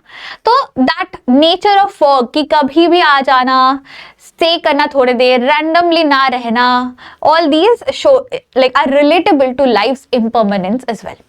And next, how does Chubukov's reaction to Lomov's marriage proposal reflect his priorities and values? Lomov का जो मैरिज प्रपोजल था उससे चुबुकॉफ इसीलिए खुश था क्योंकि उसको एक अच्छा स्टेटस मिल रहा था अपने और अपने बेटी के लिए।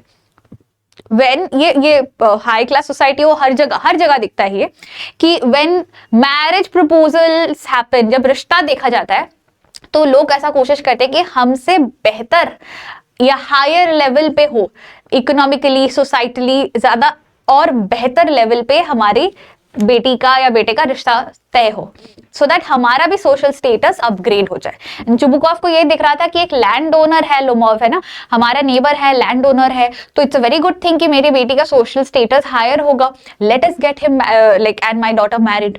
तो इसीलिए चुबुकॉफ खुश हो रहा था, and it shows his materialistic wants and societal क्या होता है, डिमांड्स, कि मुझे एक हाई सोसाइटी में रहना है, मेरा एकदम स्टैंडर्ड हाई होना चाहिए, ये सारी सुपरफिशियल चीजों को दिखाता है अबाउट चुबुकॉफ। ठीक है, दोनों का ही की पॉइंट देख लो कि the line symbolizes fleeting and impermanent nature of fog, as fog quietly arrives, stays briefly and then disappears. Similarly, moments in life come, yeah, life is well, come and go without warning, leaving a lasting impression. ठीक है, Chubukov का reaction reflects his opportunistic and materialistic nature. He embraces the proposal due to the potential benefits of securing a marriage for his daughter with a neighboring landowner. It reveals Chubukov's value for status in society and economic security over genuine emotional connection. ठीक है, की points सारे हैं, 3 marks के 3 की points चाहिए होते हैं, 3 की पॉइंट्स सब यहाँ पे मेंशन्ड है, आप आराम से आंसर फ्रेम कर पाओगे। ठीक है, अगले सवाल पे आते, चलो आंसर एनी 2, हम तो खैर तीनों ही करेंगे, ये 4 नहीं 3 सवाल है। ठीक है, ये सेम क्वेश्चन है, क्या बता रहे हैं? फर्स्ट वाला है, how does necklace illustrate the significance of honesty as the key element for leading a happy and stress free life. बहुत आसान है, अगर आपने क्लासेस की भी, आपको अच्छे से पता है इसका आंसर, है ना, कि नेकलेस जो चैप्टर है इसमें हम क्लैरिटी के साथ ये देखते हैं कि अगर मटिल्डा ने अपने दोस्त को सच बोल दिया होता तो उसका लाइफ इतना स्ट्रेसफुल नहीं होता, 10 साल उसे इतने मेहनत से नहीं बिताना पड़ता, इतने स्ट्रगल के साथ नहीं जीना पड़ता। लेकिन because she chose not to be honest और not to be true to her friend, उसको इतना स्ट्रगल देखना पड़ा अपने लाइफ में, उसका लाइफस्टाइल बदल गया, उसके पति को बहुत सारी चीजें झेलनी पड़ी, है ना। 10 अगर सच बोलती तो शायद इतना कुछ होता ही नहीं, हल्का सा मनमुटाव होता, but that would have been fine. ठीक है, 10 it's always better to be true, to be honest, so that शायद उससे थोड़े दिन के लिए आपके लोगों का रिएक्शन खराब आए, but then if you are honest things will ultimately be correct and fine for you. Briefly evaluate the validity of adage. क्या? Briefly evaluate the validity of the adage. Values are caught, not taught. Okay. In the context of the relationship between validity of the quote कर लेते हैं हम, ठीक है? मैं एक बार सवाल देखूंगी कुछ गलत है क्या इसमें। हाँ, briefly evaluate ये जो स्टेटमेंट है ना, values are caught not taught, ये चीज हमें थीफ स्टोरी में कैसे दिखता है, अनिल और हरि सिंह का जो स्टोरी है उसमें कैसे दिखता है?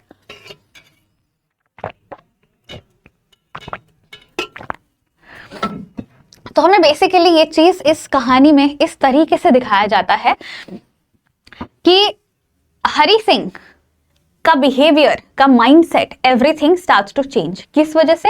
अनिल के ट्रस्ट, अनिल के काइंडनेस के वजह से। हरि सिंह पहले चाह रहा था, ही did not have much morals and values, वो पहले क्या किया था, उसने चोरी कर लिया था एंड चोरी करके वो भाग रहा था, लेकिन he paused and he decided to go back to Anil and return the money. अब अनिल को पता तो चल गया था, लेकिन द फैक्ट दैट उसने काफी सिचुएशंस में हरि सिंह को माफ कर दिया था, इंक्लूडिंग ये पैसे चोरी करना, या उसने झूठ बोला था कि उसको खाना बनाना आता है बट नहीं आता, ये सारी चीजों, या 1-1 रुपए करके वो चोरी करता रहता था हर बार बाजार जाके, इन सारी चीजों को वो माफ करता हुआ आ रहा था। And this kind nature plus the fact that वो उसको उल्टा एजुकेट कर रहा था, all these things added up to the fact that Hari Singh का हार्ट चेंज होने लगा and he decided to become a better person. तो morally he started adding more values into his life and became a better person. ठीक है। Griffins experiences moments of comfort and normalcy while being invisible. How do these fleeting moments impact his sense of identity and his actions throughout the chapter? अब क्या होता है ना, जब वो invisible था, there were a few moments of comfort and normalcy in that time. कब जब वो स्टोर में गया था, रात में दुकान बंद हो गई थी, मस्त कपड़ा पहन रहा था, खाना खा रहा था, सो रहा था, है ना।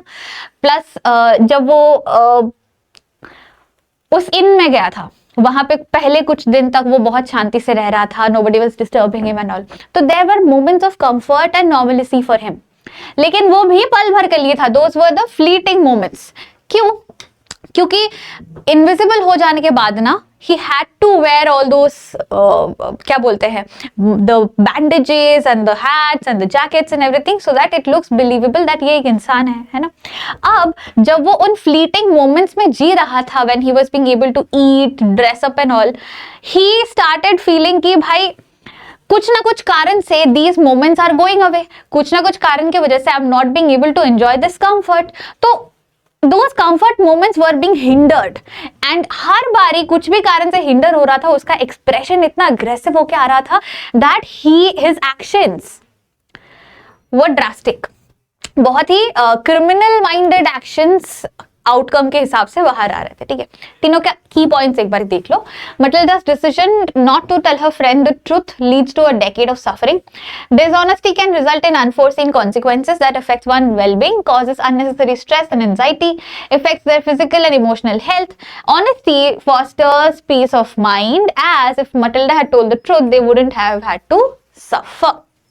ठीक है, इसको अच्छे से लिख लेना, लंबा चौड़ा करके। 3 मार्क का क्वेश्चन है, तो बस फ्रेम कर लेना, की पॉइंट्स तो यहाँ है ही। The statement, values are caught not taught, is evident in the story when Hari Singh steals Anil's money but later decides to return the money. Anil's trust and kindness deeply impacts the thief. These actions rather than words teaches Hari Singh the value of trust and honesty, prompting him to choose integrity over theft. ठीक है, examples जैसे मैं बीच में दे रही थी वैसे examples add करते रहना कि उसने पैसे लिए बट अनिल ने हर बार छोटे छोटे चीजों को उसका माफ किया, उसको पढ़ाना लिखाना सिखाया, ये एग्जाम्पल्स बीच में ऐड कर देना। Griffin's fleeting moments of comfort momentarily restored his sense of normalcy but quickly highlights his isolation, deepens his frustration and longing for connection. The desperation for survival leads him to steal, disguise himself, ultimately resort to violence, revealing the emotional toll and the erosion of his identity as he becomes increasingly detached from the society. Survive तो करना ही था, अब बिना jacket वगैरह के वो normal इंसान नहीं लगता, तो उसको चोरी करके कपड़े लेने पड़े थे, चोरी करके पैसे लेने पड़ रहे थे, खाना भी खाना है ना। तो एक्शन, नॉर्मल लाइफ जीने के लिए जो एक्शंस वो कर रहा था, because he had now become invisible, वो एक्शंस क्रिमिनल माइंडेड थे and those actions led to further negative actions. ठीक है, लास्ट आई थिंक लास्ट या second last I think second last. How does literature like The Baker from Goa, Coorg, Tea from Assam contribute to promoting tourism and raising awareness about the regional cultures and tradition? बहुत आसान है, तीनों ही chapters में हम बहुत खूबी के साथ देखते हैं कि हर एक जगह का जो भी, लाइक फॉर एग्जांपल गोवा हो गया, असम हो गया, कूर्ग हो गया, तीनों ही जगहों में कैसे उनकी खूबसूरतियों को दिखाया गया है। लाइक द स्पेशलाइजेशंस, जैसे अगर मैं असम का बात कर लूँ तो असम का जो टी गार्डन, टी प्लांटेशंस था, टी के बारे में जो हम लेजेंड्स पता कर पाते हैं, प्लस वो जगह कैसा दिखता है, like tea gardens, T plantations कैसे दिखते हैं, जो टी प्लकर्स है वो उस प्लांटेशन के बीच में कैसे दिखते हैं, उसका डिस्क्रिप्शन हो गया।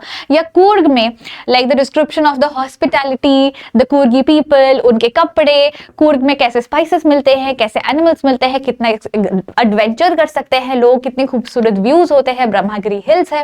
तो all these things, even Goa का भी जो बेकर का लाइफस्टाइल हो गया, बेकर्स का वो एसेंस हो गया, वो ब्रेड्स का एसेंस हो गया, मल्टीपल थिंग्स ऐसे इलैबोरेटिवली डिस्क्राइब किया गया है कि that asks the readers to kind of want to go to those places and explore them.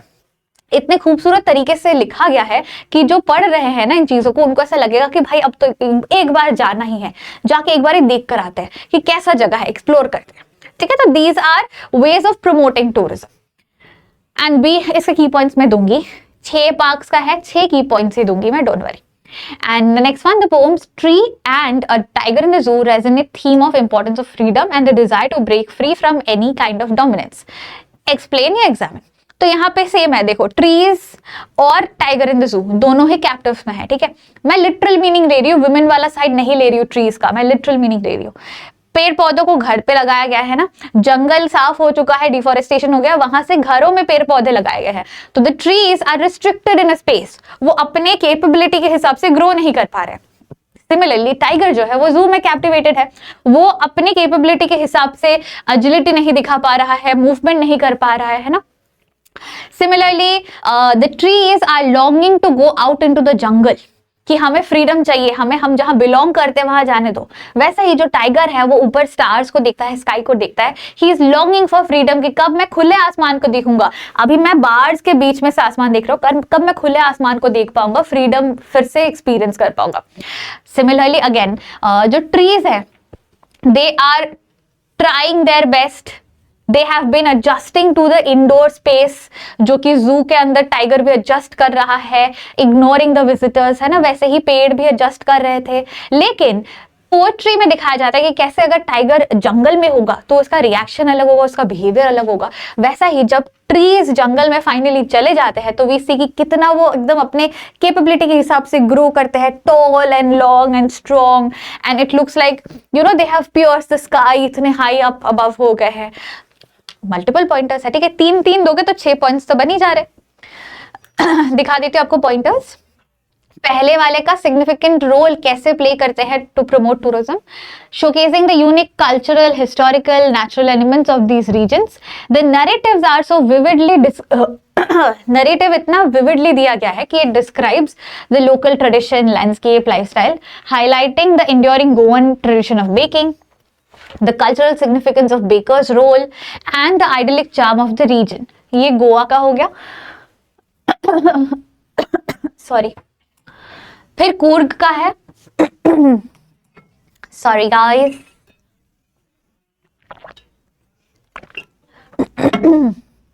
I know you all are my rock stars, तो you will bear with me अगर मेरा गला खराब हो रहा है तो. I hope ना हो. Okay, so गोवा का हो गया. कंप्लीटली यू कैन सी कि काफी सारी चीजें गोवा की, हेरिटेज, बेकिंग का जो भी रहता है, then the experience of the Goa's rich heritage, उसके विलेजेस, उनके बेकर्स के ड्रेसेस, काफी सारी चीजें. वैसे ही कूर्ग का beautiful landscape, rich history, distinct culture, Coorgi people, martial tradition, hospitality, connection to nature, है ना. इतनी सारी चीजें कूर्ग की दिखती है. फिर असम का देख लो तो tea, it is called as the tea heaven, है ना. टी का प्लांटेशन इतना खूबसूरत दिखता है. Then the tea gardens, the picturesque landscape, cultural significance, all these highlights the importance of the places, their history, their culture, है ना, and they make it an attractive destination for travelers keen on exploring the different spaces. And thus they are tools for promoting tourism by encouraging people to visit and experience these places in first hand experience. थक गई मैं तो, थक गई. Next वाले पे आते हैं. Trees are metaphorically trapped within the houses. Tiger is physically confined to a cage. Tiger's restlessness in the cage mirrors the internal struggle for freedom. Trees released from the house signifies nature's tolerance and need for unrestricted growth. ठीक है. Tiger represents the power of nature. ये underline क्यों नहीं हो रहा है? हाँ हो गया. And wildness that is stifled by human confinement. Metaphorical connection to freedom is portrayed through the tiger's yearning for freedom to roam freely in its natural habitat. The movement of trees towards the forest symbolizes liberation from human-made boundaries, stressing how freedom brings renewal and natural growth. Zoo represents oppression. Tiger's desire for freedom is unmet, but the trees finally they get their freedom क्योंकि वो घर से निकल के जंगल तक पहुंच जाते हैं and they grow up to their size. काफी सारे पॉइंटर्स जितने चाहिए आपको 6 मार्कर के लिए सब है. बस 6 मार्कर का ये होता है ना कि आपको एक इंट्रोडक्शन और एक कंक्लूजन फ्रेमिंग में रखना पड़ता है. आंसर फ्रेमिंग में you have to give an introduction, you have to give a conclusion. Introduction आपको क्वेश्चन से मिल जाता है, कंक्लूजन पूरा आंसर लिख लिया तो आप उसका एक छोटा 1 लाइनर समरी बना दो, खत्म. ठीक है. नेक्स्ट क्वेश्चन पे आते हैं. The last part of literature. इसके बाद हम रीडिंग कॉम्प्रिहेंशन करेंगे. How does the author use the narrative technique of misdirection in Midnight Visitor to enhance the suspense and story's unexpected ending? यहाँ पे क्या होता है ना, ऑजिबल जो कहानी सुनाता है, that is a sort of misdirection का टेक्निक। मतलब इनिशियली हमें भी नहीं पता होता है कि वहां कोई बालकनी नहीं है, हमें लगता है कि अच्छा ऑजिबल जब कहानी बता रहा है कि वहां पे बालकनी है, फर्स्ट रीड में हमें लगता है कि हाँ सच में वहां एक बालकनी है। So that is the narrative technique of misdirection, जिससे क्या होता है हम भी बिलीव करने लगते हैं अच्छा वहां बालकनी है, पॉसिबल है कि उस बालकनी का कोई यूजेज होने वाला है, या तो पॉसिबल उसके बारे में कुछ और इन्फॉर्मेशन बताएगा, पहले कुछ हो चुका है, या मैक्स कुछ करेगा, कुछ तो होने वाला है बालकनी को लेके। तो there is a sense of suspense and readers भी सोचने लगते हैं कि क्या होगा आगे। बट ग्रेजुअली जब हमें पता चलता है कि मैक्स को पुलिस से बचना है, तो बिना वेरीफाई किए वो बालकनी में कूदता है, लेकिन बालकनी तो है ही नहीं, वो मर जाता है। Finally we as readers get a very satisfying ending, मतलब वो सस्पेंस बहुत आसानी से एंड होता है और बहुत सैटिस्फाइंग एक एंडिंग होती है हमारे लिए, ठीक है। तो that is the usage of narrative technique of misdirection की काफी ज्यादा लाइक सस्पेंस हमारे माइंड में क्रिएट कर देता है, एंड क्वेश्चनिंग वो चीज हो जाती है कि क्या होने वाला है, अब क्या होगा, अब क्या होगा, ठीक है। And I will give you the 6 pointers, 6 key points मैं दे दूंगी, don't worry. Critically comment on the role of surgery in the triumph of surgery. इसका तो बहुत ज्यादा आसान है, मतलब दोनों में से ये ज्यादा आसान है। क्यों? क्योंकि सर्जरी का रोल क्या था इन द स्टोरी। जब वो घर पे रह रहा था ना ट्रिकी, ओवर पैम्पर्ड था, ना कोई एक्सरसाइज होती थी, ना कोई प्रॉपर फूड डाइट था, he was just becoming a plump खाने वाला ग्रीन डॉग। लेकिन जब वो गया हॉस्पिटल, वहां पे कोई सर्जरी नहीं हुई, लिटरली पेट काट के कुछ नहीं हुआ, उसको बस हॉस्पिटलाइज किया गया था, but they were giving him proper diet, proper exercise, running, proper water, hydration, सारी चीजें एक स्ट्रिक्ट रूटीन में फॉलो की जा रही थी, and that ensured Tricky's wellbeing. तो सर्जरी में जाना was a very important thing for bringing back Tricky to his normal health, क्योंकि उसके पहले उसका हेल्थ खराब हो चुका था, बट अभी हॉस्पिटल में आने के बाद spending those 14 days made him go back to a perfectly healthy normal dog life, ठीक है। पॉइंटर्स ले लो। तो पहला वाला जो नरेटिव टेक्निक ऑफ मिसडायरेक्शन है, it enhances suspense and deliver an unexpected ending. Use of misdirection keeps the reader engaged and ensures a surprising and satisfying conclusion. In the beginning of the story, we see the reader is led to believe in the existence of balcony through Ozibel's story. Misdirection not only deceives Max but also builds tension in the readers. Suspense peaks when Max is in a desperate attempt to avoid police, decide to escape through the balcony, only to realize too late that it does not exist, and तभी हम भी describe करते, मतलब ये realise करते कि अच्छा balcony तो था ही नहीं, ये तो कहानी थी, ठीक है। This clever twist de-establishes expectations and highlights Ozibel's wit and resourcefulness, ठीक है। मिसडायरेक्शन का काम ही ये होता है कि it helps you to get a surprise, like suspense create करता है, सरप्राइजिंग एंड सेटिस्फाइंग कंक्लूजन देता है, एंड रीडर्स को एंगेज रखता है, ठीक है। लास्ट वाला जो पॉइंट है, जो क्वेश्चन है, role of surgery. Physical recovery हुआ था, and it also was a catalyst for Tricki's transformation. Surgery represents a contrast to the over indulgent environment at Mrs Pumphrey's house. Pumphrey's pampering and excessive feeding led to Tricky's ill health. Surgery offered a more balanced, structured environment where Tricky received proper care, including a strict diet, exercise, and social interaction with other dogs, all of which contribute significantly to his recovery. Surgery symbolizes not just medical intervention, but a shift towards a responsible pet caring. Done and dusted. Literature भी हो गया along with grammar and writing skills. अब किसकी बारी है? अब क्या होने वाला है? अब होने वाला है section A, which is reading comprehension. तो चलो without delay चलते हैं। तो अब हम करने वाले हैं रीडिंग कॉम्प्रिहेंशन का पार्ट, लेकिन रीडिंग कॉम्प्रिहेंशन में हम क्या करते हैं? सबसे पहले हम क्वेश्चंस रीड करते हैं, उसके बाद पैसेज में आके पैसेज से कैलकुलेट करके, एनालाइज करके फिर आंसर निकालते हैं, है ना। तो हम अभी भी वही करेंगे। We will be first reading the questions and then go through the passage. चलो अब जब हम क्वेश्चंस देखेंगे, क्वेश्चंस देखते वक्त हम ये भी देखेंगे कि कॉमन सेंस से कोई आंसर बन रहा है तो ठीक है, नहीं बन रहा है तो पैसेज तो है ही। चलो, first question is, why is the growing preference of for indigenous craft items described as a welcome trend in paragraph 1. तो पैराग्राफ 1 में हम क्या ढूंढेंगे? Welcome trend, indigenous craft items का ग्रोइंग प्रेफरेंस, तो वेलकम ट्रेंड वर्ड ढूंढेंगे, ठीक है. Second, according to para 1, the indigenous craft items have all of the following qualities except. तो हम ढूंढेंगे इंडिजिनस क्राफ्ट आइटम्स में क्या क्या क्वालिटीज है. अगर क्या क्या है मिल गया तो जो नहीं है वो भी मिल जाएगा, ठीक है. Handcraft products rooted in artistic tradition, aesthetic and appeal, easily accessible. We'll check in the answers, ठीक है. Complete the following by selecting the correct option. Okay, the use of locally sourced materials make the indigenous craft dash traditionally eco friendly. Paragraph 2, तो locally sourced material का use करना, ये हम देखेंगे paragraph 2 में, ठीक है. Next, select the option that is true from A to C for what the phrase time tested method suggest, ठीक है. Artisan use traditional technique that have been refined and proven effective over generation. Artisans use outdated practices that are no longer relevant. Artisans follow technique that prioritize speed and mass production over craftsman, ठीक है. कौन सा true है from A to C for what the phrase time tested method suggests, ठीक है. ये हो सकता है बट हम देख लेंगे. ए हो सकता है बट हम फिर भी देख लेंगे इन द पैसेज, ठीक है. Complete the analogy by selecting one of the two correct option, A B जो भी है.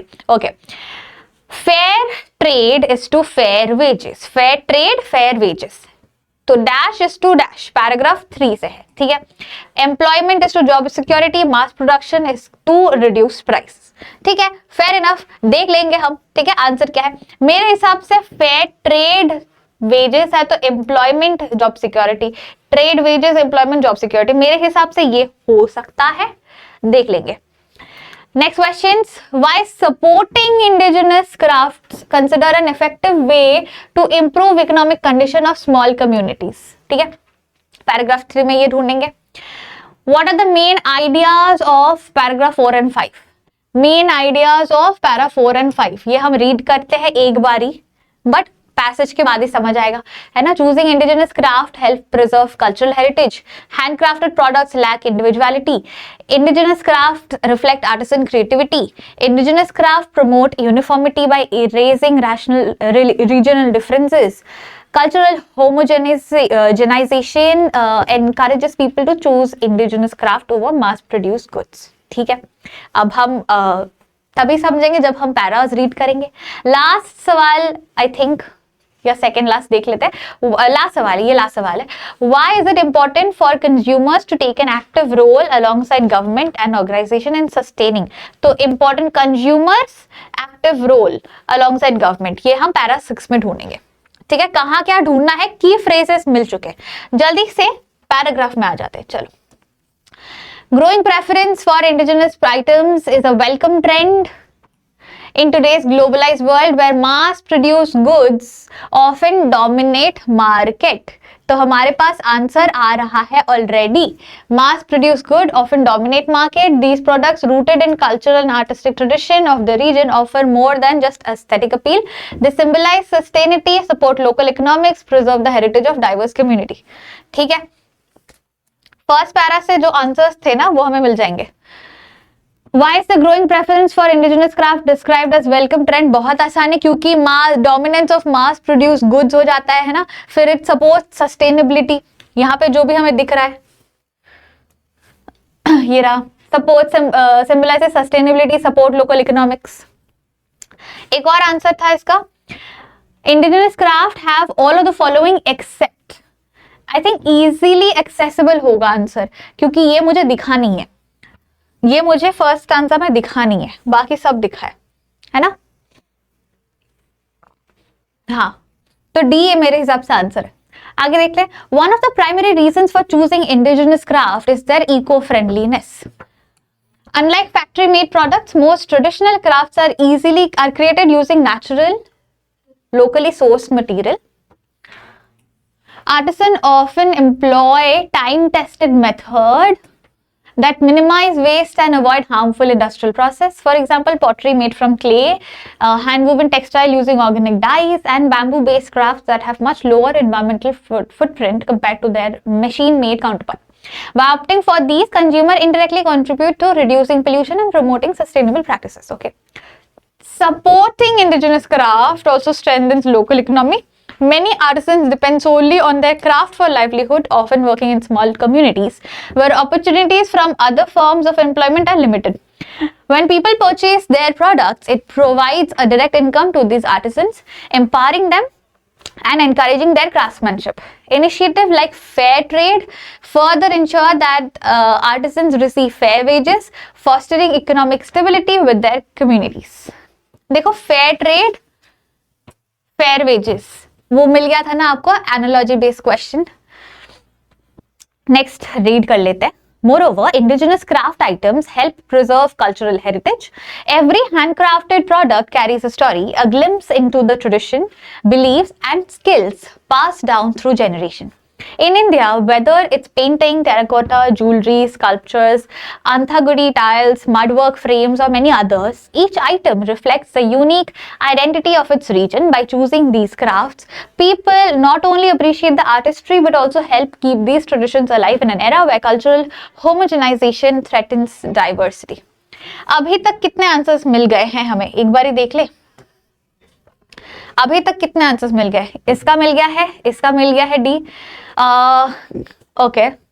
Locally source materials make indigenous craft traditional या eco friendly.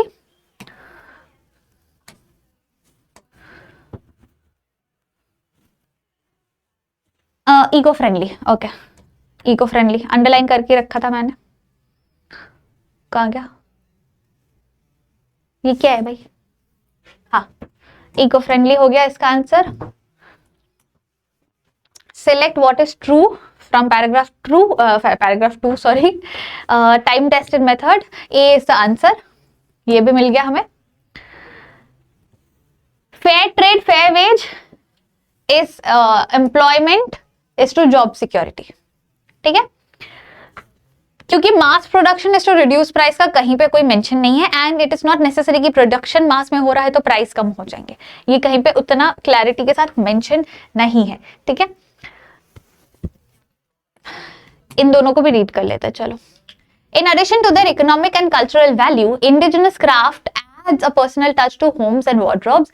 Unlike mass-produced items, which often lack individuality, handcrafted products are unique. Each piece bears the imprint of the artisan's effort, creativity, dedication, make it special for the buyer. However, the preference for indigenous craft requires sustained efforts to thrive. Governments, organizations, consumers all have roles to play. Policies that promote local craftsmanship, provide training to artisans, and create global platforms for showcasing their work can boost the visibility and demand for these products.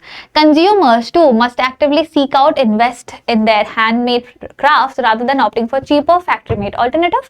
Choosing indigenous items are meaningful steps towards more sustainable and culturally enriched world. यहाँ का भी answers आपको मिल चुका है. Why is supporting indigenous craft considered an effective way to improve economic condition?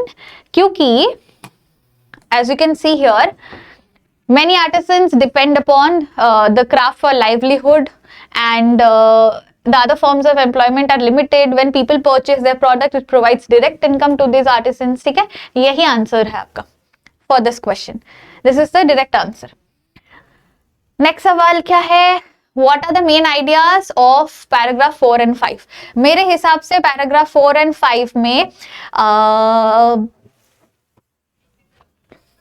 choosing indigenous craft help preserve cultural heritage ये है, and handcraft for lacked individuality नहीं.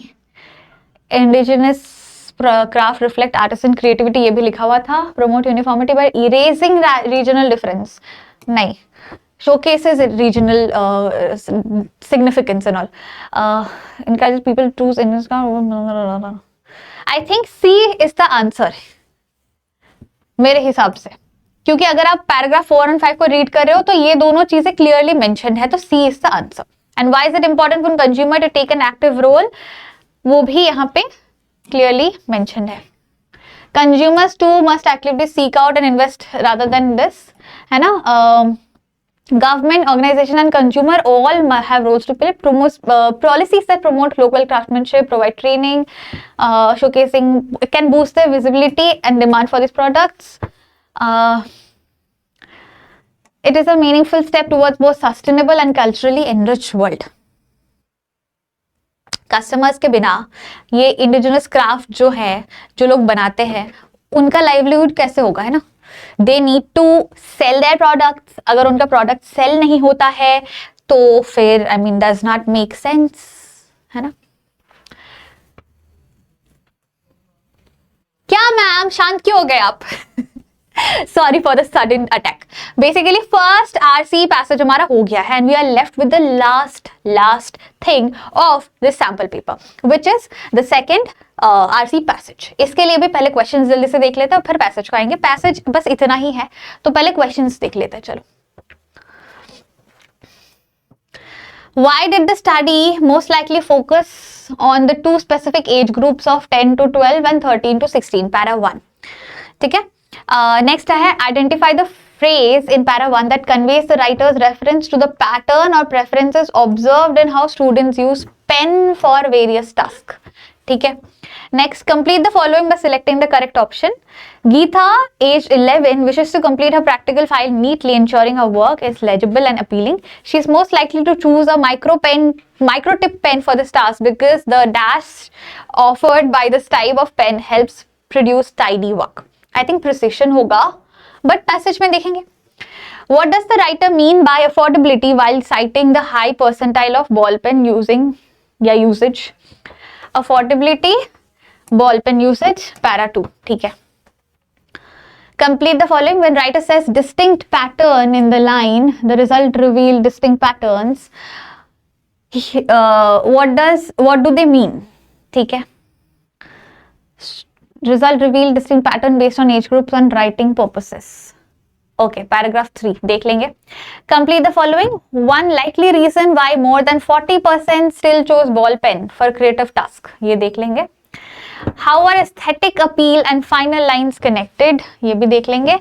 Elaborate how hybrid features in pen would lead to commercially viable products. And lastly, understanding age-specific preference help manufacture design products that cater to the unique needs of different age groups, ensuring their products are both dash as well as appealing.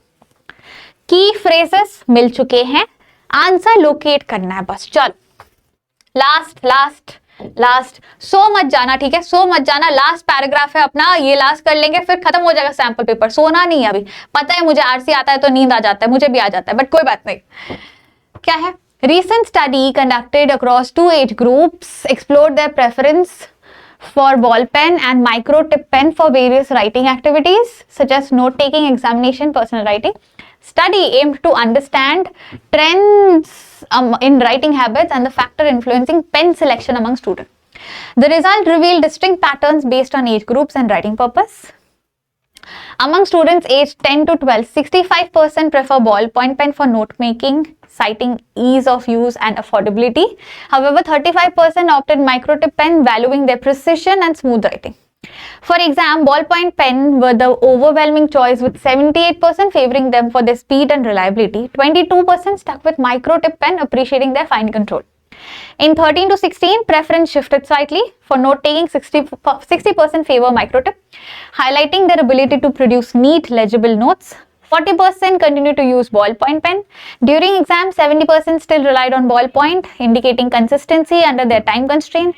When it came to personal writing, such as journaling or creative tasks, 58% chose microtip, appreciating the aesthetic appeal of finer lines, while 42% stuck with ballpoint for convenience.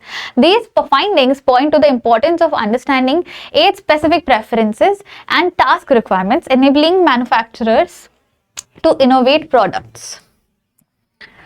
Manufacturers could further explore incorporating hybrid features such as pen offering the speed of ballpoint pens with the precision of microtip pens to cater to a wide range of student preferences. तो अब answers पे आ जाते हैं. पहला answer क्या है? Why did the study most likely focus on two specific age groups? कारण this is so because these age groups represent large population of growing students, are when students develop and refine their writing habits, were the easiest to survey across various schools, have a natural preference of ballpoint pen. The answer is basically they are students and they developed and refine their writing habits, जो हमने यहाँ पे भी देखा था. Preference So two. हाँ, understanding trends in writing habits, ठीक है। Thus they develop and refine their writing habits. तो B is the answer.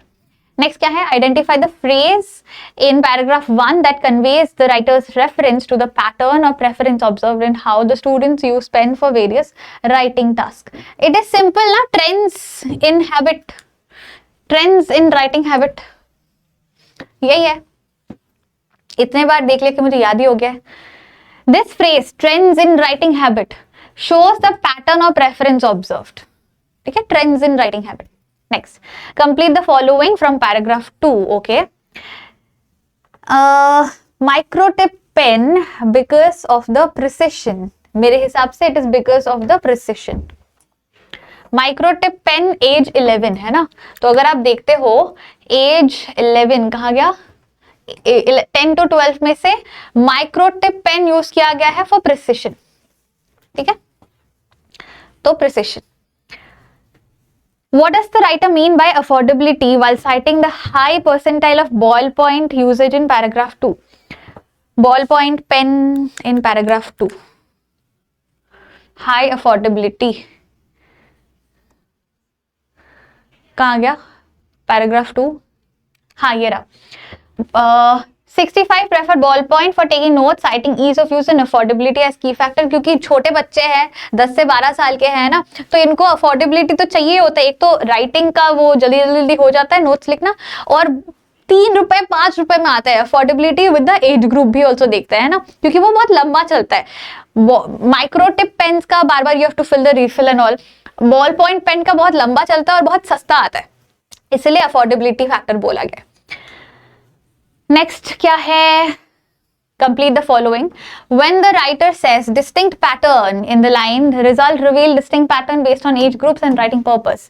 They meant that students in both age group use pen in the same way for the listed purpose. The preference of pen varied according to the student's age and the type of writing task. Only microtip pen were popular across all writing tasks in 13 to 16. ये तो गलत है। Students of all age groups preferred ballpoint pen for completing creative writing. मेरे हिसाब से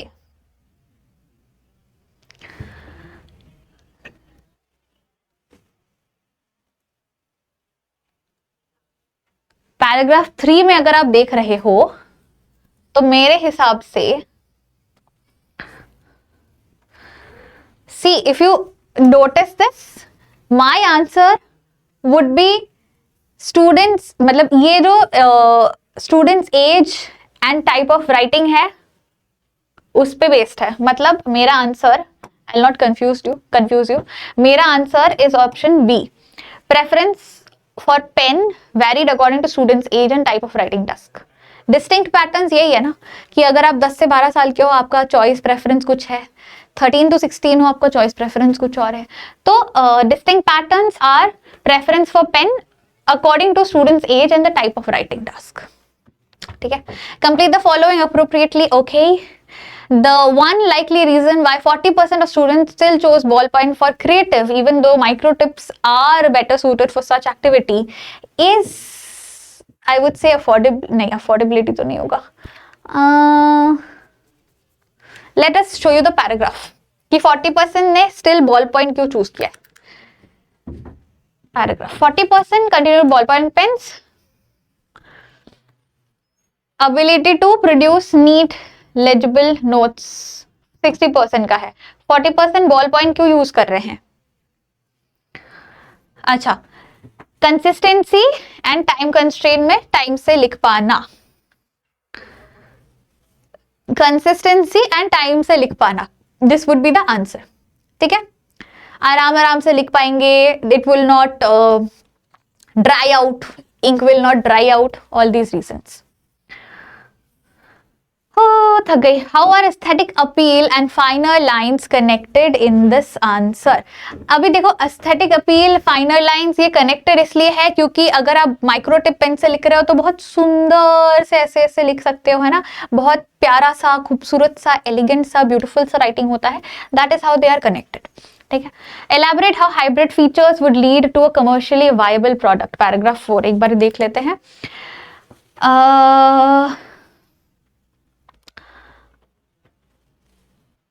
Speed of ballpoint pen with the precision of micro tips. Okay.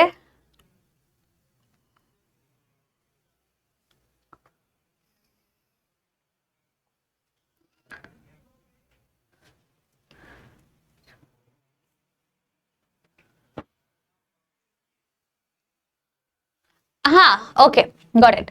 अगर आप ball point pen के affordability, ease of use in मतलब ball point pen और माइक्रोटिप pens दोनों के क्वालिटीज को एक साथ कर देते हो ना, तो it will solve a lot of causes together, lot of issues together। मतलब कुछ लोग ball point pen for certain reason use करते हैं, कुछ लोग microtip pen for precision and सुंदर राइटिंग यूज करते हैं। अगर दोनों के फीचर्स एक साथ हो तो उससे क्या होगा, उस टाइप ऑफ पेन का सेल्स बहुत ज्यादा होगा, क्योंकि दोनों चीजों को एक पेन, लाइक 2 प्रॉब्लम 1 सोल्यूशन है ना, जैसे 5 प्रॉब्लम्स 1 सोल्यूशन का शैम्पू है, वैसे 2 प्रॉब्लम्स या हाँ 2 अलग अलग types of issues 1 solution of a pen.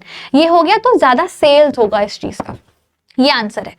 And lastly fill in the blank with one suitable word. Understanding the 8 specific preference helps manufacturer design products that cater to unique needs of different age groups, ensuring their products are both useful